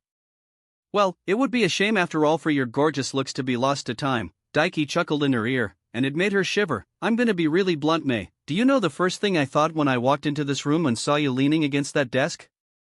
No, she licked her lips, tell me. I wanted to bend you over it and fuck you silly. A gasp left her throat at his bold, crass words. I wanted to make you scream my name until those gorgeous green eyes of yours rolled up into the back of your skull. And I still want to do it right now. May felt the heat rising on her cheeks, and even lower down as her heart pounded within her chest. Never had she heard words like this directed at herself. Never had she had anyone talk to her like this. Never had a man shown such interest in her. Never had a man ever made her feel like this. Never had a man so boldly spoken his desire towards her. Never had a man so openly desired her, and wanted her in the way that she had so desperately wanted them to. Daiki's hands unfastened and he grabbed her by the arm, pulling her up and then spinning her around. She could have stopped him easily, she didn't though, and allowed the young, handsome leaf boy to pin her against her desk. He looked down at her, eyes alight with heat and want, a smirk on his lips, as she looked up at him. Her own eyes wide with shock. Her lips slightly parted. Her heart racing. Her skin tingling with anticipation. The heat inside her building and burning hot, desire shook her body. Era, bend me over my desk, huh? The purr that came from her lips was all instinct. Her hands came up and she looked them behind the boy's neck. Her decision was made before this offer came about, and with it on the table, and in this situation, everything she wanted being offered to her? Everything she could ever dream of? There was no way she could say no. Maybe we can talk more about than our date. And then his lips were over hers, the young ravenous shinobi of the leaf, pinning her against her desk as he conquered her lips with his own. A world of new sensations rocked May over the next few moments as her mouth was plundered, her tongue conquered, defeated. Her lips bruised and yielding. When Daiki pulled back over a minute later, May's legs almost felt shaky, her breath heaving in her chest. Well, that was something. May spoke after a moment, her tongue trailing over her lips and trying and failing to bite back a grin as she held the gaze of the boy staring back at her, a challenging smirk on his face. His hands still resting on her hips squeezed, before he stepped into her and pressed against her front, and she felt the distinct feeling of something very large and very hard pressing into her stomach. Is that a kunai in your pants, or are you just really happy to see me? She purred, pressing herself back against him and allowing her arms to happily roam over his body, squeezing his wide, broad shoulders and rigid powerful chest. More of a kanabo, he winked cheekily, and she gasped as his hands slid from her hips to cup her rear from behind and squeeze her ass roughly, a giddy giggle forcing itself from her lips. So you interested or not? He asked. In getting bent over my desk like a common street walker and not the kage I am, or the even more absurd offer of eternal youth? She slid her own hands down to return the favor and grabbed at his own backside. Oh my, how firm. Like marble. An appreciative noise left her lips. Yes. Daiki's smirk widened. So cheeky, May squeezed his ass instead, before letting her intrusive thoughts win and leaning up to sloppily press a kiss against the side of his jaw. She wanted to lick every inch of this young, strong, handsome lustful lad, but would have to settle for this right now. It seems too good to be true. Above all else, from what I've learned from you, about the Akatsuki and the strength of your village and of course yourself, I would be a fool not to accept the offer for an alliance, she admitted. She trailed her tongue across the smooth length of his jaw, up to his ear, and done something she'd always dreamed of doing with a young, handsome lover to call her own. She took his earlobe between her teeth and nibbled gently. The real question is why you want to sweeten the deal with me personally, she breathed hotly into his ear, a light caressing whisper she'd practiced countless times for just this situation. What is it I can alone have that you want, that you'd offer such a thing? Because assuming what he said was true, and she honestly had no reason to doubt his claims at this point, seeing as he was ready to prove it here and now, then what he was offering was something completely out of this world. Something many would be willing to go to war for and sacrifice millions without blinking an eye in their greed. The only thing you can give me, Daiki pulled back from her lips to stare down into her eyes, yourself. Quite frankly, you alone are worth far more than the Mist Village as a whole. She felt a shudder run down her spine at his words. Damn, what a sweet talker. Or was she just that pathetically weak to a compliment like that? Honestly, she didn't care. Oh? May raised an eyebrow and mentally patted herself on the back that she didn't stutter. Not just in my bed either, he laughed before shrugged. I want your experience and your strength by my side as well. I plan on living a long time, as you can no doubt tell by the offer I gave. Having you by my side means not only will I have maybe the most beautiful woman in the world on my arm, but a contender for the strongest backing me up as well and ensuring we win. He pecked her atop the nose and rolled his eyes. Of course, an alliance between both our villages will help increase the prosperity of both, and that's a good thing, he pointed out. But here's a secret, I'm greedy and want the best this world has to offer. Power, money, entertainment, and of course women. The Akatsuki and everything else in the end are just bumps in the road, and once they're dealt with, we will have all the time in the world to enjoy ourselves. We will. Not him alone, we, plural. Meaning her as well. Assuming she agreed, of course. A thought came to mind. Is that a marriage proposal? May blurted. Before she could stop herself. I'm a bit young to get married, Daiki laughed, but if that's what it takes, then I won't refuse if you accept. His hand moved from her rear and trailed down the length of her thigh and up under the hem of her battle dress, making her gasp. I did say all the guys around you were idiots for not trying to get you in a nice lacy white wedding dress. I'll happily put you in one before ripping it off of you. Oh my, he really did mean his words, didn't he? Her heart skipped a beat and she felt her cheeks flush. God, she wanted to just pull his clothes off of that delightfully muscular body and ride him raw right now.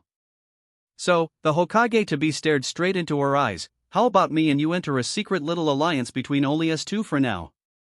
There's plenty of benefits to being under me. I thought you wanted me over the desk? May shot back, not even a little bit ashamed at the way her thighs pressed together, but I can definitely see the benefits of being under you as well. You'll definitely be spending a lot of time under me, that's for sure, the boy almost cackled. If it weren't for the fact Anko and your people are outside and waiting for us and would get suspicious if we took too long, I'd take you right here and now, he growled, lifting his hand and running it through her hair almost possessively. She wanted him to grab her by it and drag her off to have his way with her. Alas, her duty as a Kage came first above all else right now. As tempting as his words were, to just throw aside her duties and run off with him, she cared for her people greatly. All right, Daiki-kun, May relented with a sigh, putting aside the alliance between our villages, I agree to this little secret alliance between us as well. You'll have to inform me fully what you want though. He gave her an odd look. I did though, he pointed out, I want you to be one of my women and help me deal with the Akatsuki when the time comes, that's it. She blinked herself. Oh. He was being very literal about everything said. Her heart thundered in her chants. Was this her popular phase, finally? What were those dreaded words that inspired fear in even the seven swordsmen of the mist? Was this the true springtime of her youth? Era, a giggle escaped her lips and May beamed at the boy. Oh Daiki-kun, if only we were truly alone right now. You've no idea how happy what you just said makes me. I would really let you bend me over this desk of mine and have your way with me, but we really don't dash.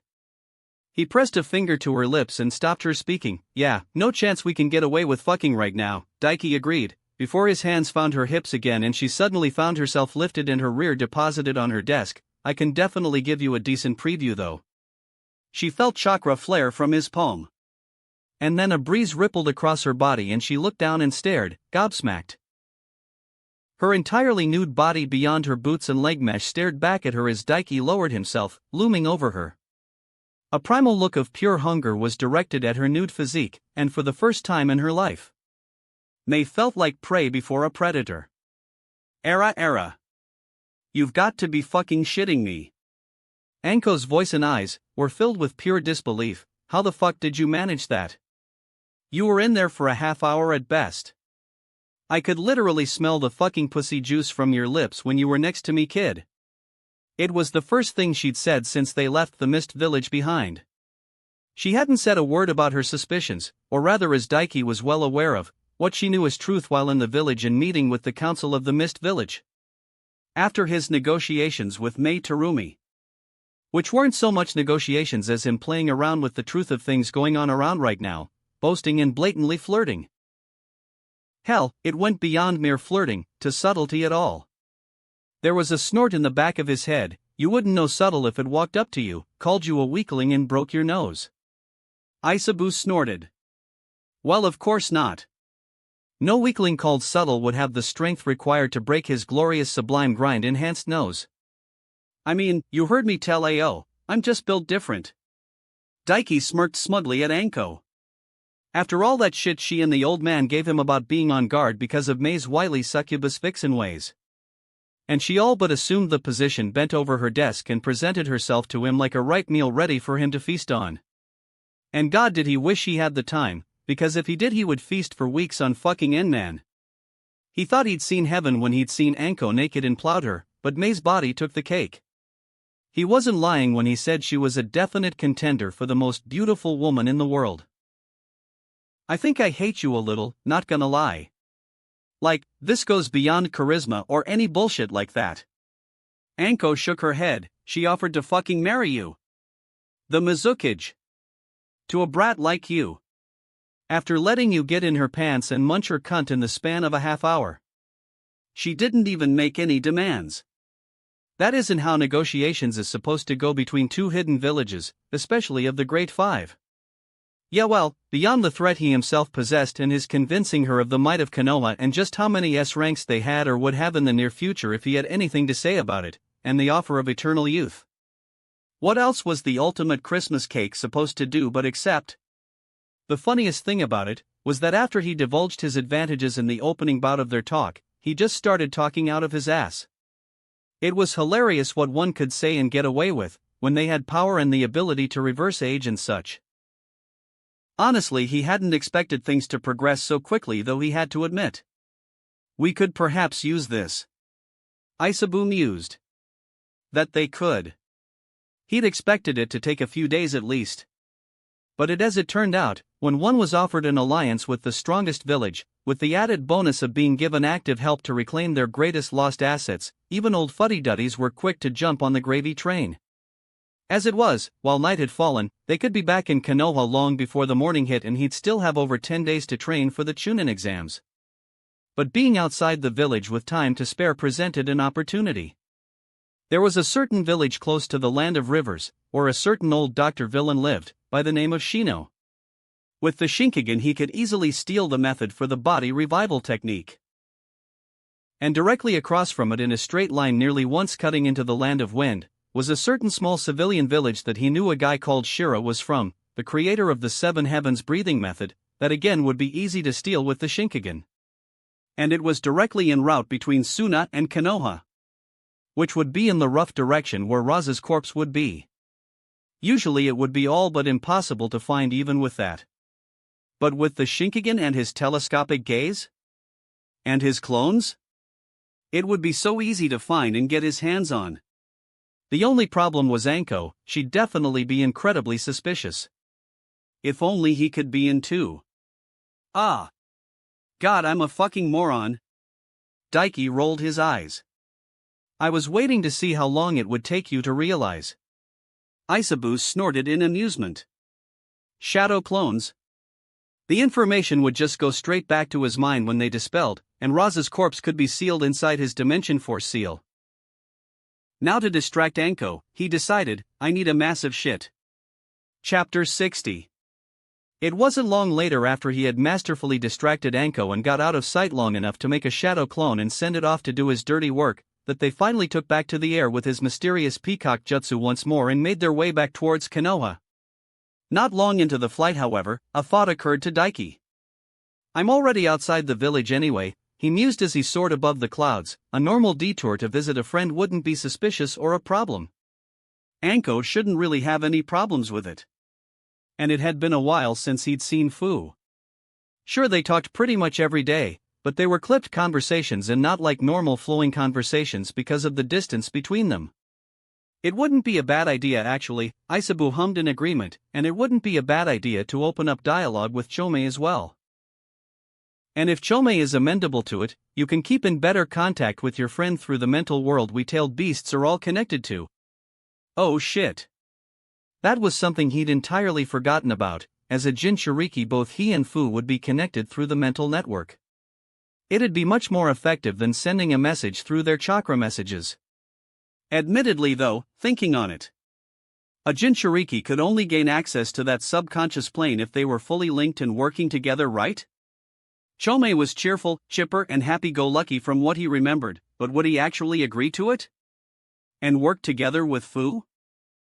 Unlikely, at least as far as a partnership akin to ours go currently, Isabu replied. However, a Jinchuriki wouldn't need to be perfect like you and Killer Bee, that is only for you to enter it yourself. We Bijou could drag you in there if we so desired. I'm confident at least I can convince Chome to do that much. He's the most agreeable of all my siblings, only behind me in being the most civilized. Huh, that was good to know and actually would be really awesome. It meant he could pretty much see Fu whenever he wanted as long as he could convince Chome of it, or Isabu did at least. Still. Ha! The most civilized? Daiki snorted, buddy, you're not civilized, you're sarcasm given form. You insult me constantly, he teased. Bitch, you love it. Isabu shot back drilly. Yup. Love it hard, man, he grinned and agreed without hesitation. There was a sigh from the Bijou. Truly, this is a Jinchuriki of all time. Isabu lamented. Bitch, you love it. Daiki beamed. Sadly, yes. Isabu deadpanned. Yet another victory for the great Daiki-sama. Hey Anko, Daiki spoke up a moment later, looking down at the woman he was carrying through the sky. You mind if we make a little detour before we head back to the Leaf Village? Ha! What the hell for, she grunted, peeling her eyes away from the expansive horizon she'd been staring off into while they soared. And where even? The hidden waterfall village, he told her. I've got a friend there I haven't seen in a while. I figured since we're already outside the village and making such good time we could stop by there. Anko gave him a dubious look. You realize how hard it is to even get access to the hidden waterfall, right? The entrance to their village is completely hidden, she pointed out. Not a problem, I know where it is, plus I was the one that killed their big traitor that went rogue and all that, so I'm pretty well liked there, he replied. Anko blinked. Now that's a story I've gotta hear.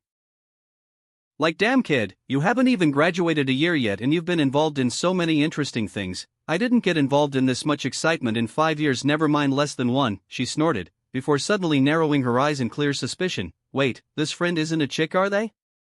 Daiki shrugged non-committedly and gave her an impish, mysterious smile. Could be, why? Anko rolled her eyes. That means yes, she scoffed. Seriously, kid? If you need to get your dick wet, I'm literally right here and willing. Did not getting to seal the deal with Mei Terumi leave you hard up? Well, yes, but for once he wasn't actually thinking along those lines. Sure, Fu was cute and exotic as hell, and if she offered, she'd be in his bed so fast people would think Minato Namikaze had been resurrected, but he really did just want to go see her. Not a lot, but he had missed her and felt kind of bad with everything going on and not getting a chance to meet in person again since he'd been so focused on the grind. He hadn't even spared her a thought when he was out loose in the wild before, so focused was he in his pursuit of power. Well, to be fair, you had just sealed me inside yourself at that point. And you pretty much had a subconscious breakdown when you began to understand just how vast the difference is between you and the real monsters of this world, even with me backing you up. Isabu chimed in. He wrinkled his nose. He did not have a breakdown. Kind of did, Isabu hummed. We've already been over this, and I understand why. But as you have already pointed out before, you projected a confident facade in the beginning, whereas now you fell so far into it, it has become real. Quite a fascinating transformation, really. Well, he wasn't wrong. He hadn't meant to do it, but he was kind of glad he did. Before, he was constantly terrified of the future. Now, he full-heartedly believed in the future of him being able to surpass that freaking monster Madara Uchiha. He put that thought out of mind for the moment as he answered Anko. Good to know how thirsty you are for me. You thought you, Daiki laughed, but it isn't about that. Sure, my friend is cute as hell and I totally would, but I do actually just want to go pay her a visit. It's been a while since I saw her. Are you capable of basic human functions like that don't involve your dick? Anko asked dubiously, before shrugging. Fine, whatever. You're the leader on this mission, brat, anyway, what you say goes. You'll have to explain it to the old man though. And the hell is a thought? I am capable of not thinking with my dick, yes, hard as that may be to picture. Heh, hard, he snorted in amusement. Not that you're one to talk, Thotanko. You've tried to bed me like 6 different times since this mission started, and it's only been a couple days, and not once have I fallen prey to your succubus ways and your fat titties. Did you call me a slut? You realize I've only fucked you, yeah? If anyone is a slut between us two, it's you. But, ya gotta admit, for how much of a walking hornball you are, she trailed off. It's kind of creepy to see you hyper-focus on training or sealing and shit and just completely go asexual during that time period. It's unnatural. That's because a mere mortal like yourself could never understand the deep divine nature of the relationship between myself and the holy grind. Daiki told her proudly, puffing out his chest. Weirdo. Anko guffawed. Weirdo. Isabu snorted. The insult came in stereo, but as always, one who was a follower of the one true holy divine path of the grind was protected from such feeble shots. With Anko on board, Daiki overshot the Hidden Leaf Village completely and soared right past it, soaring towards the borders on the complete opposite side of the country. He'd sent a message to Fu on the way to let her know he'd be coming to see her. The excited rush of babbling he'd got sent back was so full of rapid-fire words and squealing excitement and chakra that he'd been momentarily overwhelmed and almost fell out of the sky. Such was his surprise. Silly Daiki boy. More training was needed. As it was though, it was already well into the night when they left the Hidden Mist Village behind and would be later still when they finally reached the Hidden Waterfall Village. And not exactly a good time to be just dropping into other hidden villages unannounced. Allies and well respected or not. So he decided he'd head there first time in the morning and let Fu tell Shibuki of his coming and let him know in advance to expect him. And in the meantime, he'd land in Tanzakugai and kick back for the night. Maybe hit up a casino or something and cheat his way into some sweet moolah. The power of his Shinkigan would make winning card games and such a cinch.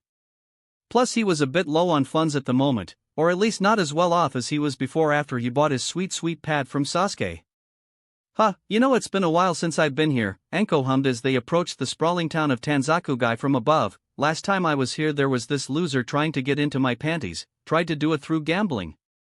I cleared him out and left him crying big snotty bitch tears. Good times. Not for that guy, he was sure. Pleasant. Daiki snorted. He scanned over the village with his eyes, scarlet iris roving over the expanse of the entire village with his telescopic vision and looking out for anywhere of note that he. His eyes widened. What the fuck is that? What? Anko looked up at him. What did you see? A fuckload of chakra coming from one person, he replied, as in, a stupid amount of chakra, the most in a person I've ever seen outside of the old man in Jiraiya. They both had more, but this person had at least a good 5 times his own. Shit, some big shot missing Nin? Anko asked seriously. Let me see. Daiki replied, his eyes locked on the building where he could see the massive chakra signature coming from and allowed his gaze to zoom in and peered through the building itself to see just who owned such a potent source of chakra. And then he blinked as he found himself looking straight at a drunken, bodacious beautiful blonde with long blonde hair tied in two tails at the back, clad in a gray kimono shirt open at the top showing off an abundant sea of cleavage and short green haori jacket. "It's fucking Tsunade Senju," he gaped, a splutter leaving him in his surprise. "Wait, seriously?" Anko uttered, before breathing a sigh of relief. "Shit, that's good. I so wasn't in the mood to tango with some S-rank monster right now." Even if it was, he'd have one anyway. Surprise Bijudama was a good way of killing most people. There was only a few monsters out there right now he wasn't sure of his chances against. At least those roaming outside of villages. Unfortunately, 3 of those that really did have to die weren't going to be taken out just by some surprise-tailed beast bombs. There was no way in hell he was going to get the drop on Orochimaru, Nagato, or Obito. At least not and kill them. Hell, unless he caught Nagato outside of the Hidden Rain village, it was literally impossible for him to get the drop on him. As far as he went, he was all but omniscient to anyone in his village caught in the rain. The second he tried to entire that place and got touched by a single drop of rainwater, he'd be found out and be unable to get the drop on him. Just his luck it was those 3 monsters that all had to die for him to preemptively deal with Madara being resurrected and never have to deal with the biggest monster of them all. Once he was strong enough though, all bets were off. He was going to be gunning for all 3 of them to cut off Madara's resurrection at the foot of it all. Though he wasn't placing all his eggs in that basket, because if he failed and Madara did get brought back, he had to be strong enough to crush him. But if he could and managed to gank Nagato, then Madara's Rinnegan would belong to him. And he could integrate it with Shinkigen using his bloodline usurpation seal alongside Shirsui's Sharingan. And unlike Nagato, he knew that Rinnegan was an evolved Sharingan, and as such, he knew of the other abilities contained within those eyes. Such as Madara's power over time. He wondered idly what would happen if he managed to evolve the combination of the Shinkigen and Shirsui's Sharingan into his own Rinnegan through his plans before that ever came to pass, and the absurdity of what would come about from fusing Madara's own Rinnegan with it? Daiki near shivered in delight at the thought. He also needed to take Obito's eye while he was at it once he killed that prick. Kamui was just absolute bullshit. Especially since he should be able to regenerate his other eye for the full set and getting the offensive side of it that Kakashi had. Then he'd be kosher. As long as he wasn't up against an insane monster like Madara himself, Hashirama or Kagaya. But he'd be well on the way to surpassing them at that point for sure. Let's go pay her a visit. Daiki grinned. Oh fuck. Anko cursed. He doubted it, but a lad could hope. There was a lot to be gained here. Daiki took them down from high in the sky, landing down atop one of the larger buildings within the town, simply as to not draw attention. While Shinobi and Kunoichi were common, flying ones not so much. Together, he and Anko hopped off the building, blending into the street without any of the populace noticing a thing due to their raw speed, and made their way towards the bar Tsunade was currently getting blitzed in. This is gonna be a disaster. Anko groaned. No it isn't, don't be such a drama queen. Daiki rolled his eyes. I'm not being dramatic brat, this is Tsunade we're talking about. Anko rolled her eyes right back, she's known for her insane temper. Not to mention her absolutely massive tits and that legendary sucker nickname floating about. If there was anybody that shouldn't talk to her, it's a horny little maniac like you. Well, she wasn't wrong. Fair enough. Daiki shrugged, conceding. But honestly, as amazing as her tits were, and he had a telescopic view of them right now as if he were right in front of her, he was focused on something else. Or well, he was definitely focused on those absolutely massive knockers. How the fuck were they so perky despite their insane size? They blew both Mei and Anko out of the water in sheer size. Like Hagoromo above. Please never use father's name in that kind of way ever again. Isabu deadpanned. But putting aside those incredible tits, as hard as that was, he was much more interested in a few abilities and jutsu she had than pounding her senseless. Specifically 2 jutsu of hers. Her chakra-enhanced strength technique and the body pathway derangement. There was her strength of 100 seal as well, he supposed, but he could literally see the seal itself atop her forehead right now. Peer through the diamond shape, straight into the compressed ceiling that made it up, and read its contents with a glance thanks to his Shinkigan. It was quite the seal, but nothing he couldn't replicate himself if need be. In fact, he'd say his heavenly star seal was a superior version of it. Well, he'd love to get his hands on her creation rebirth technique, but he somehow doubted she'd part with it, even with what he had to offer. His eyes moved from Tsunade to her apprentice sitting in the corner of the booth they were sitting at, a tired look on her face as she leaned against the wall, a pearl and vest-wearing pig sleeping on her lap. Shizen got looked over a lot, but she was actually pretty damn hot herself. Though, that kimono she wore did nothing for her figure. They entered the bar moments later, Anko's shoulders practically slumping as they did. Shizen, he noted, didn't react at all, but Tsunade's hazel eyes flickered to the side a bit as she side-eyed them. She'd already long since sensed them, huh? That was good. He would have been disappointed if she hadn't noticed them at all just because she was drunk. Daiki waved over the bartender. "Whiskey me," he said, tapping the bar. He hadn't drank alcohol at all since he got to this world, and rarely did it back in the other world before the two of him became one, but the few times he'd managed to get his hands on any with him being underage, he'd taken a liking to whiskey, with how strong it was and the way it burned his throat going down. The bartender raised a brow at him. "Bit young for something like that, ain't you, kid?" Daiki flicked his headband. "No," he answered simply and shrugged. "Well, alright then," the bartender nodded. "What type will you have?" There were different types? Fail. "You failed at being cool," Isabu snorted. "Still a kid in the end, huh, Daiki?" "Oh, shut up, like you know any either, you're a giant turtle demon."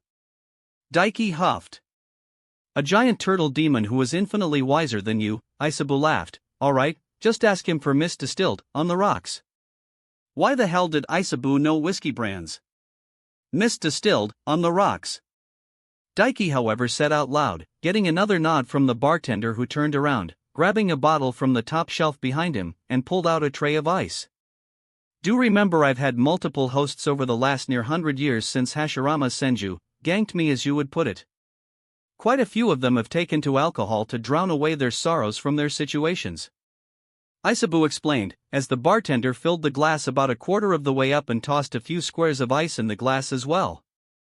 600 Rio, the bartender said, placing the drink in front of him. "Right, thanks." Daiki nodded, placing his palm on the bar beside the glass, before moving it to grab the glass of whiskey, the money sitting where his palm was previously. "Damn, I'm cool." Daiki resisted the urge to smirk as the bartender stared at the money in surprise and confusion. Sleight of hand with his Dimension Force seal, the ladies love it. "What, not getting one for me?" Anko asked as he brought it to his lips and sipped it. It burned all the way down. "You're a big girl, buy one yourself," he smirked, making her roll her eyes and pout. It was a good look for her. He turned then and met the eyes of Tsunade, and as he did, she huffed, rolling her eyes in clear annoyance. She already knew they were here for her, he supposed. Though, she probably thought they were on a mission, sent to find her on the orders of Old Man Third. Too bad for her, it was a completely different Hokage wanting a word for her. Or well, future Hokage, but still. He made his way over, but before he could even open his mouth, Tsunade narrowed her eyes. "I'm not interested in whatever Saratobi-sensei has to say this time either," she cut him off before he could speak. "Buzz off back to Konoha, kid, and tell that old fossil to leave me be, I'm not coming back." Shizen at her side winced, and Anko tensed behind him. "Good thing the old man didn't send me then, huh?" Daiki slid into the seat opposite her casually, uncaring of her attitude. "This is going to go horribly wrong," he heard Anko mutter, but she sat down beside him anyway, sliding in at the other side opposite Shizen. Tsunade raised an eyebrow at him, before completely disregarding him and looking at Anko. "I know you, you're that little brat girl that used to follow around Orochimaru." Anko scowled. "I didn't follow him around, he chose me as his apprentice," she corrected, testily. "Ahu," Tsunade replied blandly, "so what is it? Get to the point, will you, so I can go back to getting sloshed. It's happy hour, and I'm looking to get real happy to forget about all the money I lost earlier." "Take that up with him," Anko sighed, jabbing her thumb at Daiki. "He's the one in charge of the mission, not me." Tsunade blinked slowly, before snorting, "This cocky-looking little brat with a real punchable-looking face," she laughed, before looking at him in condescending amusement. "This should be good. Who the hell are you, kid? And the hell do you want with me?" You know, she had a really punchable-looking face right now too. "The name's Daiki Yurei, but you can call me Daiki-sama." Daiki smirked at her, downing his whiskey and slamming the glass down on the table and leaning forward. "We weren't expecting to find you on our way back to Konoha, but lucky us, huh?" Tsunade blinked, genuinely taken aback for a moment by his bravado. "Kid, do you have any idea who you're talking to?" "Yeah, I do," Daiki shrugged, "but you clearly have no idea who you're talking to, so I'd watch your mouth before your broke-ass signs a check it clearly can't pay." Not unless she wanted to apologize by bouncing said ass for him. "Why, you cocky little punk," Tsunade growled, downing her own cup of sake before slamming it down. "Enlighten my why don't you? Who are you thinking you're such a big shot, and why are you here bothering me, Daichi whatever?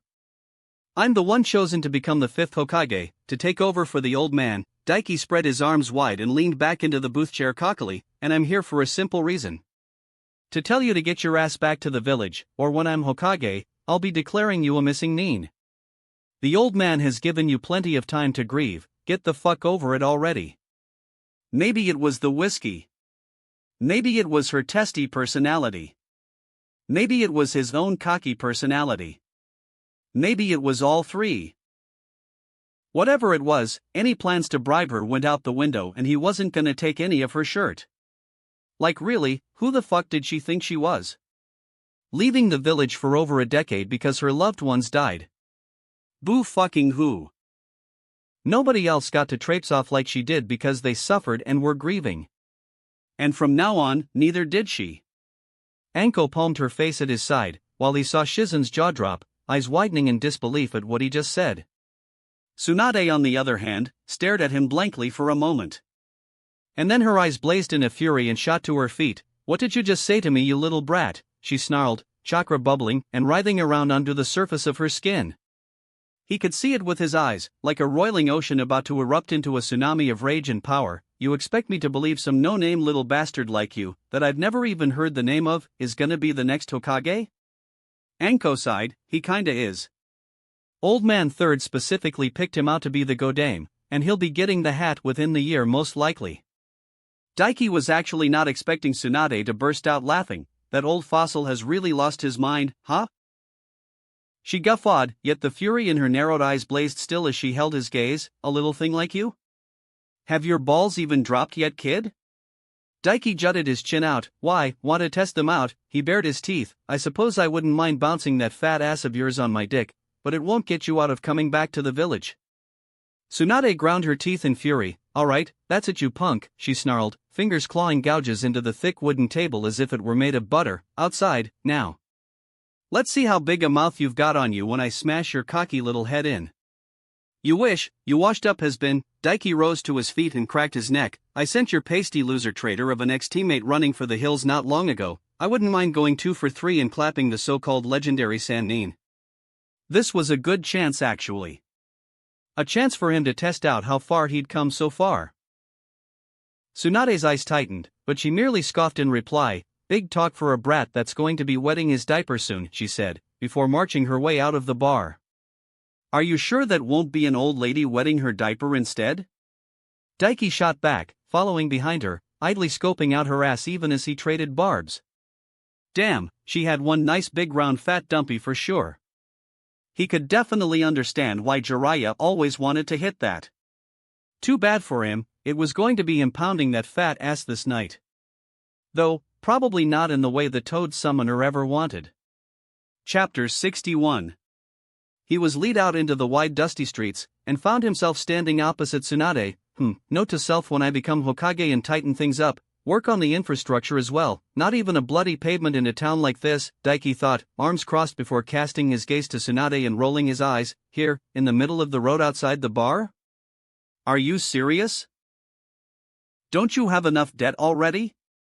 Tsunade snorted, clenching a fist and audible popping her finger bones. Don't worry, brat, this won't last long enough to rack up anything serious, she fired back. Besides, once you wake up from the crater I'm gonna leave you in and crawl your scrawny little punk ass out of it. You can pay for it. Think of it as recompense for running your mouth and me not killing you for your cheek. Tsunade-sama. Shizen called out from the side, at the entrance of the bar beside Anko, "You can't be seriously considering this, he's just a boy. A cocky little punk is what he is, Shizen, and just think of it as me teaching him a lesson for the future." Tsunade huffed, "Don't worry, I'll even be nice enough to heal his broken bones when I'm done with him. Can't have that old fossil getting uppity with me for smacking around his new little failure of a pet project." Daiki placed a hand to his neck and jerked slightly to the side, a crack echoing, "Then done it with the other side, don't hold back on my account," he snorted. "You aren't kunoichi enough to clean my boots nowadays. This will be over quick and you'll learn that the world has moved on and being one of the Sannin isn't anything special nowadays, especially not a washed-up has-been that probably hasn't trained for a single day in over a decade." Tsunade growled at his comeback. "You want to bet, you little punk?" she bit out. "Not really," Daiki shrugged casually. "For one, with all the debt you're in, do you even have something worth betting beside your body? And secondly, I'd feel bad accepting a bet so easily won." "My god, brat," Anko mumbled, palming her face off to the side. Tsunade's eyes ignited with fury, but instead of snapping back, her abundant chest heaved as she took a deep breath, before exhaling, "You said you're next in line to be Hokage, huh?" She turned eerily calm, reaching into her cleavage and pulling out a familiar necklace of glimmering green crystal. "Let's put your money where your mouth is. If you win, you can have this necklace. It was made by the first Hokage himself and not even 3 mountains worth of gold mines could buy it. It's priceless. And if I win, I'll be taking all your money." This he did not expect. And he could use this. The necklace of Hashirama, he mused outwardly. He smirked. "Alright, I'm game. Let's play it like this then. If you win, I'll give you something far better than my money. Is that right?" Tsunade raised a brow. "And what could a brat like you have that's so valuable?" Daiki pointed at his eyes. "My dojutsu is called the Shinkigen. It allows me to convert chakra to pure life force among other things, and I can transfer it," he said, baiting his hook. "I'm sure you can understand what that means, but I'll sum it up. I can return your youth to you with enough chakra.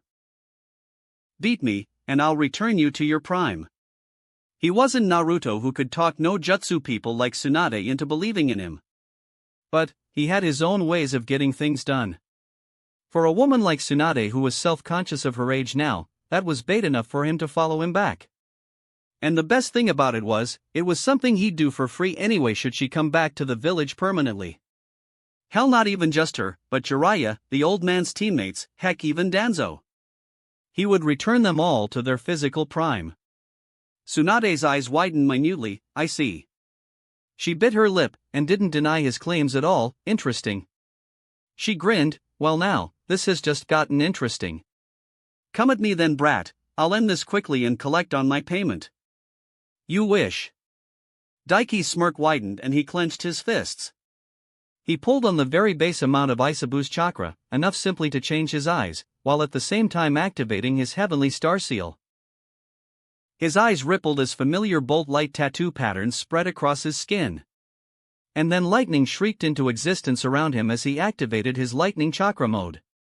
And then Daiki moved. And disappeared.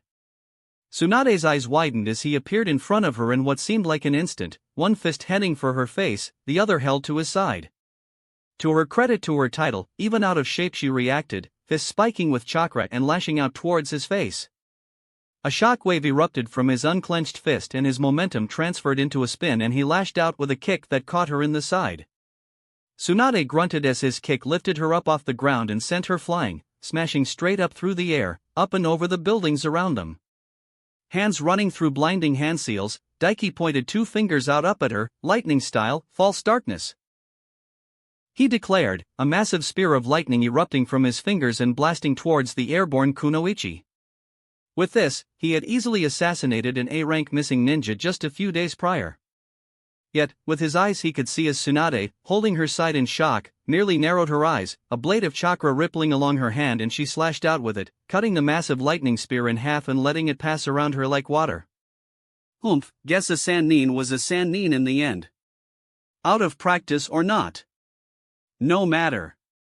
Daiki launched himself after her, a blitzing bolt of lightning, revolving towards her in a buzzing frontal flip like a buzzsaw and lashing out with an overhead kick, bringing his heel down towards the top of her head. And then changing his moment once more with a blast from his Dimension Force seal, the shockwave turning him around completely, from spinning vertically to horizontally. Tsunade's eyes widened again in realization in a split moment, her arm coming up and guarding the blow, but it didn't stop the lightning-enhanced kick from blasting her back down into the outskirts outside the town with a thunderous boom. Daiki touching down behind her a moment later, arms crossed as he looked down into the crater she was kneeling in. "So you aren't all talk," Tsunade commented idly, shaking her hand out. Her green jacket had been utterly vaporized and the arm she blocked with was discolored with bruising. She stood, completely unbothered, and without even making a hand seal, green chakra shimmered around her arm, healing it in the blink of an eye. "Did you think the old man would make me the next in line to be Hokage if I were?" Daiki fired back. Even if he was somewhat impressed in spite of himself. Between his base Jinchuriki form, the lightning chakra mode and heavenly star seal, she was able to keep up even after being out of shape. Not to toot his own horn, but even the old man hadn't taken him lightly during their spars when he went that far. And the old man definitely wasn't out of shape despite his age. "I suppose not, another freak has been born, huh?" Tsunade snorted. "Interesting though, those markings look just like Orochimaru's silly little curse seal, and if I'm not wrong, that's the lightning chakra mode of the Reikage. Just how did you get your hands on those?" "I had a run-in with your loser teammate like I said, and again I repeat, he's a loser. Getting rid of the problems with the curse seal was easy for a non-loser like me. I made it mine and improved on it," he boasted, "and as for the Reikage technique, I read up about it, thought it would be useful and reverse-engineered it after a few weeks, simple as that. You know, you speak such bullshit so casually, that sometimes I think you actually believed your own made-up stories." Isabu commented, amused. "Another monstrous prodigy freak, not that it matters," Tsunade said, shaking her head. "You should tell the old man to piss off on giving you the hat. It's a death sentence, kid. Besides the old man, everyone else who aimed for that hat or wore it has died young." This he did not expect. Daiki let her words hang in the air for a moment, before raising a brow, and, he snorted, "That's simply the life of a ninja. The second you put on the headband you know your life will be on the line. And anyone who aimed to be Hokage should be ready and willing to put their life on the line to protect the village." She reared back as if struck. "You don't get it, you're too young. Kids like you, strong, prodigy or not, with your heads in the clouds and full of dreams, kids like you don't understand just what you're risking." "And who says that?" "You." Daiki snorted. "Sure, I may be a kid, sure the most fatalities among ninja are young brats like me. But don't be so fucking arrogant to think only you understand and pity the likes of me." For some reason, her acting like the authority on it all, that pissed him off. A vision of a kindly old man flashed in his head, smiling gently, laughing warmly at his rough and disrespectful attitude, completely open and welcome. His warm, liver-spotted wrinkled hand held out, offering him the chance to become his student, the chance to take up the hat himself. To be a ninja is to endure. And to be Hokage is to be the pillar that holds up the village's greatest protector, he spat out. "No doubt you've known quite a few aiming to be Hokage who died young, but that means fuck all. Don't you dare fucking look down on the Hokage, and those aiming to reach the hat." He pointed straight at her, before blurring in a crackle of lightning and appearing in front of her. "I can guarantee your little brother, while he might have just been a little brat like me, was ready and willing to fight to the death for the village," he growled in her face, "and I won't let you whine about his death and insult him like that." And then he punched her in the face. Tsunade's face contorted around his fist, and like a ragdoll she was launched backwards, skipping up the hill of the crater, bouncing off the ground multiple times like a stone skipping across water before landing in a heap a few dozen feet away from the crater. Daiki jumped up, landing at the top of the crater with a scowl on his face. "Someone like you, who has totally given up and let yourself go to this point, could never understand the pride of the Hokage," he snarled, thinking of the old man, and his quiet, somber affection for the village, and his towering, broad pride-filled shoulders that shone through even through his old and weakened body, and his gracefulness in turning down even the offer of being offered his youth back. The kind of man that carried the village on his shoulders for decades, and to allow her to run her mouth like she had and pity the likes of Nawaki, was to allow to her spit on everything the old man stood for. "My name is Daiki Uriai, and I am the man who will become the Hokage and carry the village hidden in the leaf on my shoulders." Tsunade lay there for a second, before standing up. nose bloodied and stared at him. "You," she uttered. Before huffing, she wiped away the blood of her nose and stared at it for a second, and then snorted. And smirked. His eyes widened. Her bloodied hand glowed green and she touched it to her nose, healing it in an instant and looked back at him. "You sure are a mouthy little prick, aren't you?" She sniffed blood from her nose and spat it to the side. "Fine then, if you want to be Hokage so bad, and think so much of it. Show me." She pulled her hand back and he saw chakra ripple around it. His eyes narrowed on the chakra, taking in exactly how she shaped it, before she lounged her fist out, the chakra spiraling out of her tenketsu. And a massive shock wave spread out towards him like a roaring wave of pressure, the ground being utterly blown away from the sheer force of her punch launched in his general direction. The sheer scale of it could casually reduce a street to rubble. Was her middle name fucking Newgate? Quickly, Daiki thrust both palms out and fired off a pair of force palms at the same time. The shockwave made of pure strength reached him. He blasted through it with twin, smaller, and more concentrated shock waves, parting a wave of force like water around him, the same way Tsunade had his spear of lightning earlier. Not bad. Tsunade nodded, before launching herself into the air, chakra rippling along her leg as she came down like a meteor towards him. "Heavenly foot of pain," she shouted. Daiki moved. He sprang backwards rapidly, bouncing backwards in a zipping bolt of lightning, getting over 100 feet away in the blink of an eye. At the same time her foot connected with the ground. And the ground ceased to exist. Literally, a mountain-sized crater tore the ground apart, as if the fist of an angry god came down and scooped away a portion of the land. Daiki's footing was torn from him, and he found himself bouncing off of falling chunks of debris. His vision would have been totally obscured, if not for the Shinkigan. As it was, he saw as Tsunade speared through the rain of dust, smoke and debris caused by her simple heel drop, heading straight for him. Was she fucking crazy?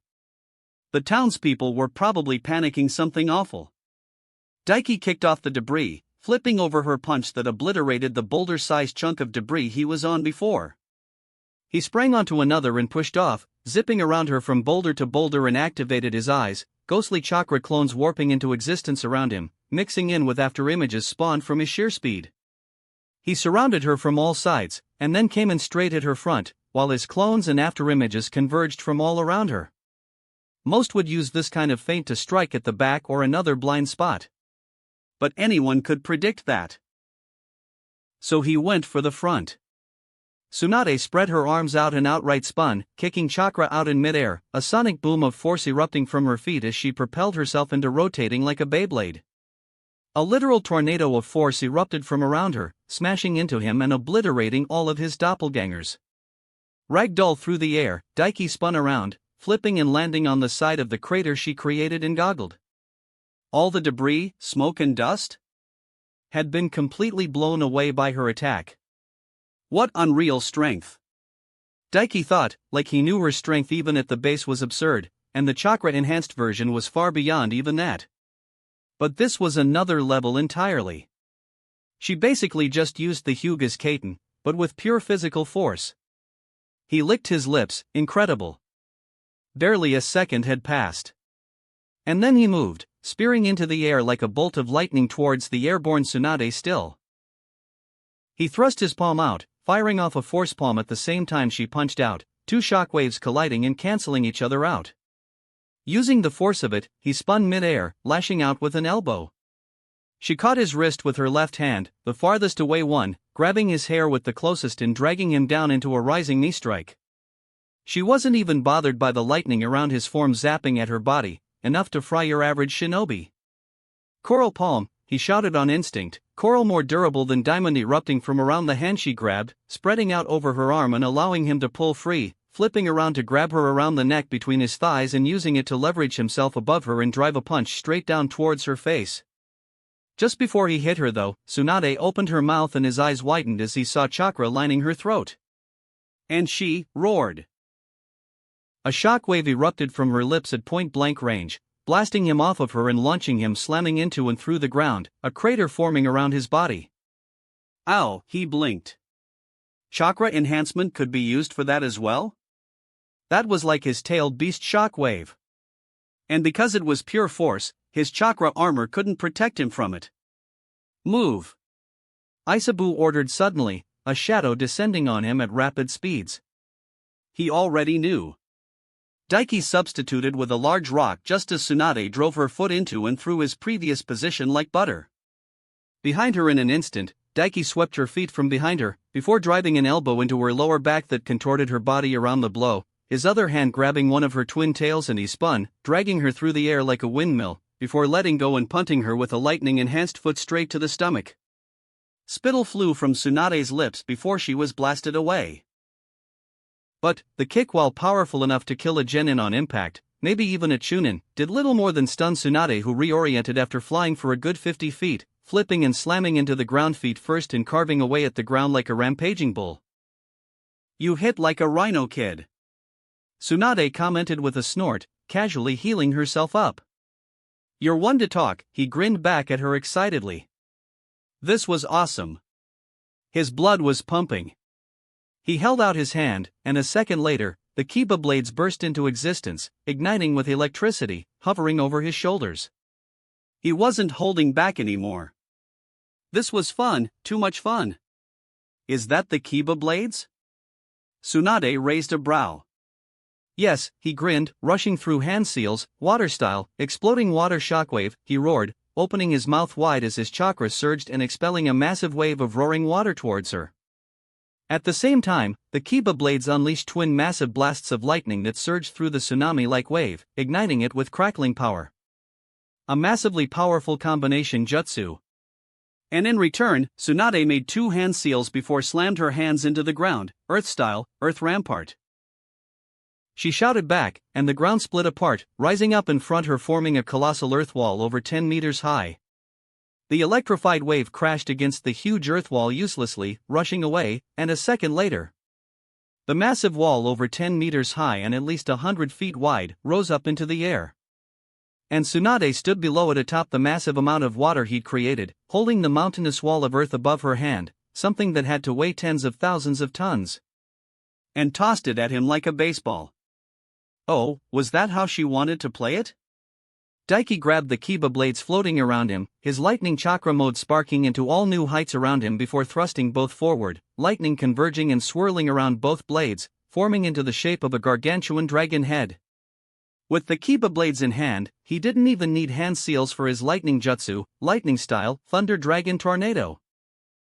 With that declaration, a gargantuan dragon of roaring blue lightning erupted. Over 100 feet in size, the dragon of lightning smashed through the huge rampart of earth and blew it to pieces, and exploded into the water where Tsunade was, erupting into a huge dome of lightning.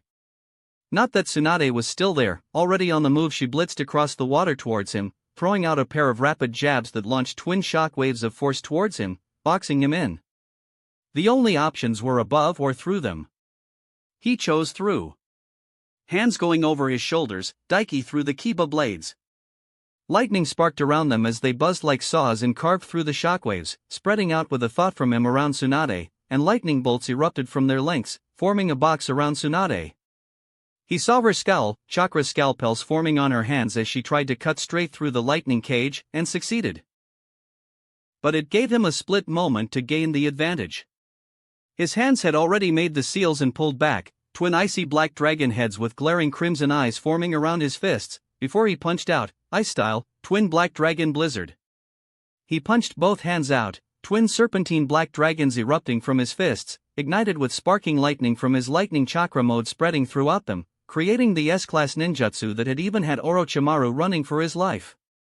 Tsunade's eyes widened at the approaching dragons, and apparently sensing how threatening they were. She punched out both hands rapidly, unleashing twin massive shockwaves to meet the dragon's head-on. As they did, the dragons exploded into a gargantuan electrified black tornado of cutting wind and biting cold ice.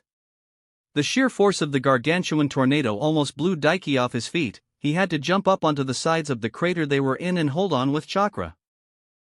It took a good few moments before the technique died down to reveal Tsunade, arms crossed over her face. His eyes widened.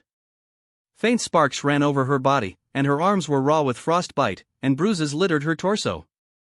That wasn't what made him so shocked though. Nor was it how Tsunade lowered her arms with an annoyed huff, showing off just how durable she was compared to her teammate, tanking his S-class combination ninjutsu to the face, even if she blunted some of it. No, as familiar healing green chakras spread over her, what shocked him was the fact his jutsu had obliterated her clothing. Water dropping from her body due to the lake formed underneath them now from his jutsu, Tsunade's wide glistening thighs, shapely grabbable hips and absolutely enormous pale tits capped with juicy pink nipples was bared before him. Holy shit! Daiki gaped, staring her massive tits in absolute awe. 108 centimeters, right? She was beyond a G-cup, right? Just holy shit. Eat your heart out, Jiraiya. Daiki thought absently. Tsunade stared at him blankly for a moment, before looking down at her exposed tits and sighing in pure annoyance, "You perverted little brat." "Hey, I didn't aim for this." Daiki protested, and for once he was being entirely truthful, and didn't take his eyes off her massive tits at all. In fact, he was zoomed in on them right now with his Shinkigan, imprinting them up close into memory. Tsunade crossed her arms under her huge tits, pushing them up even more. "Then look away, have some decency," she shot back. "And let you get the drop on me, no way," he fired back.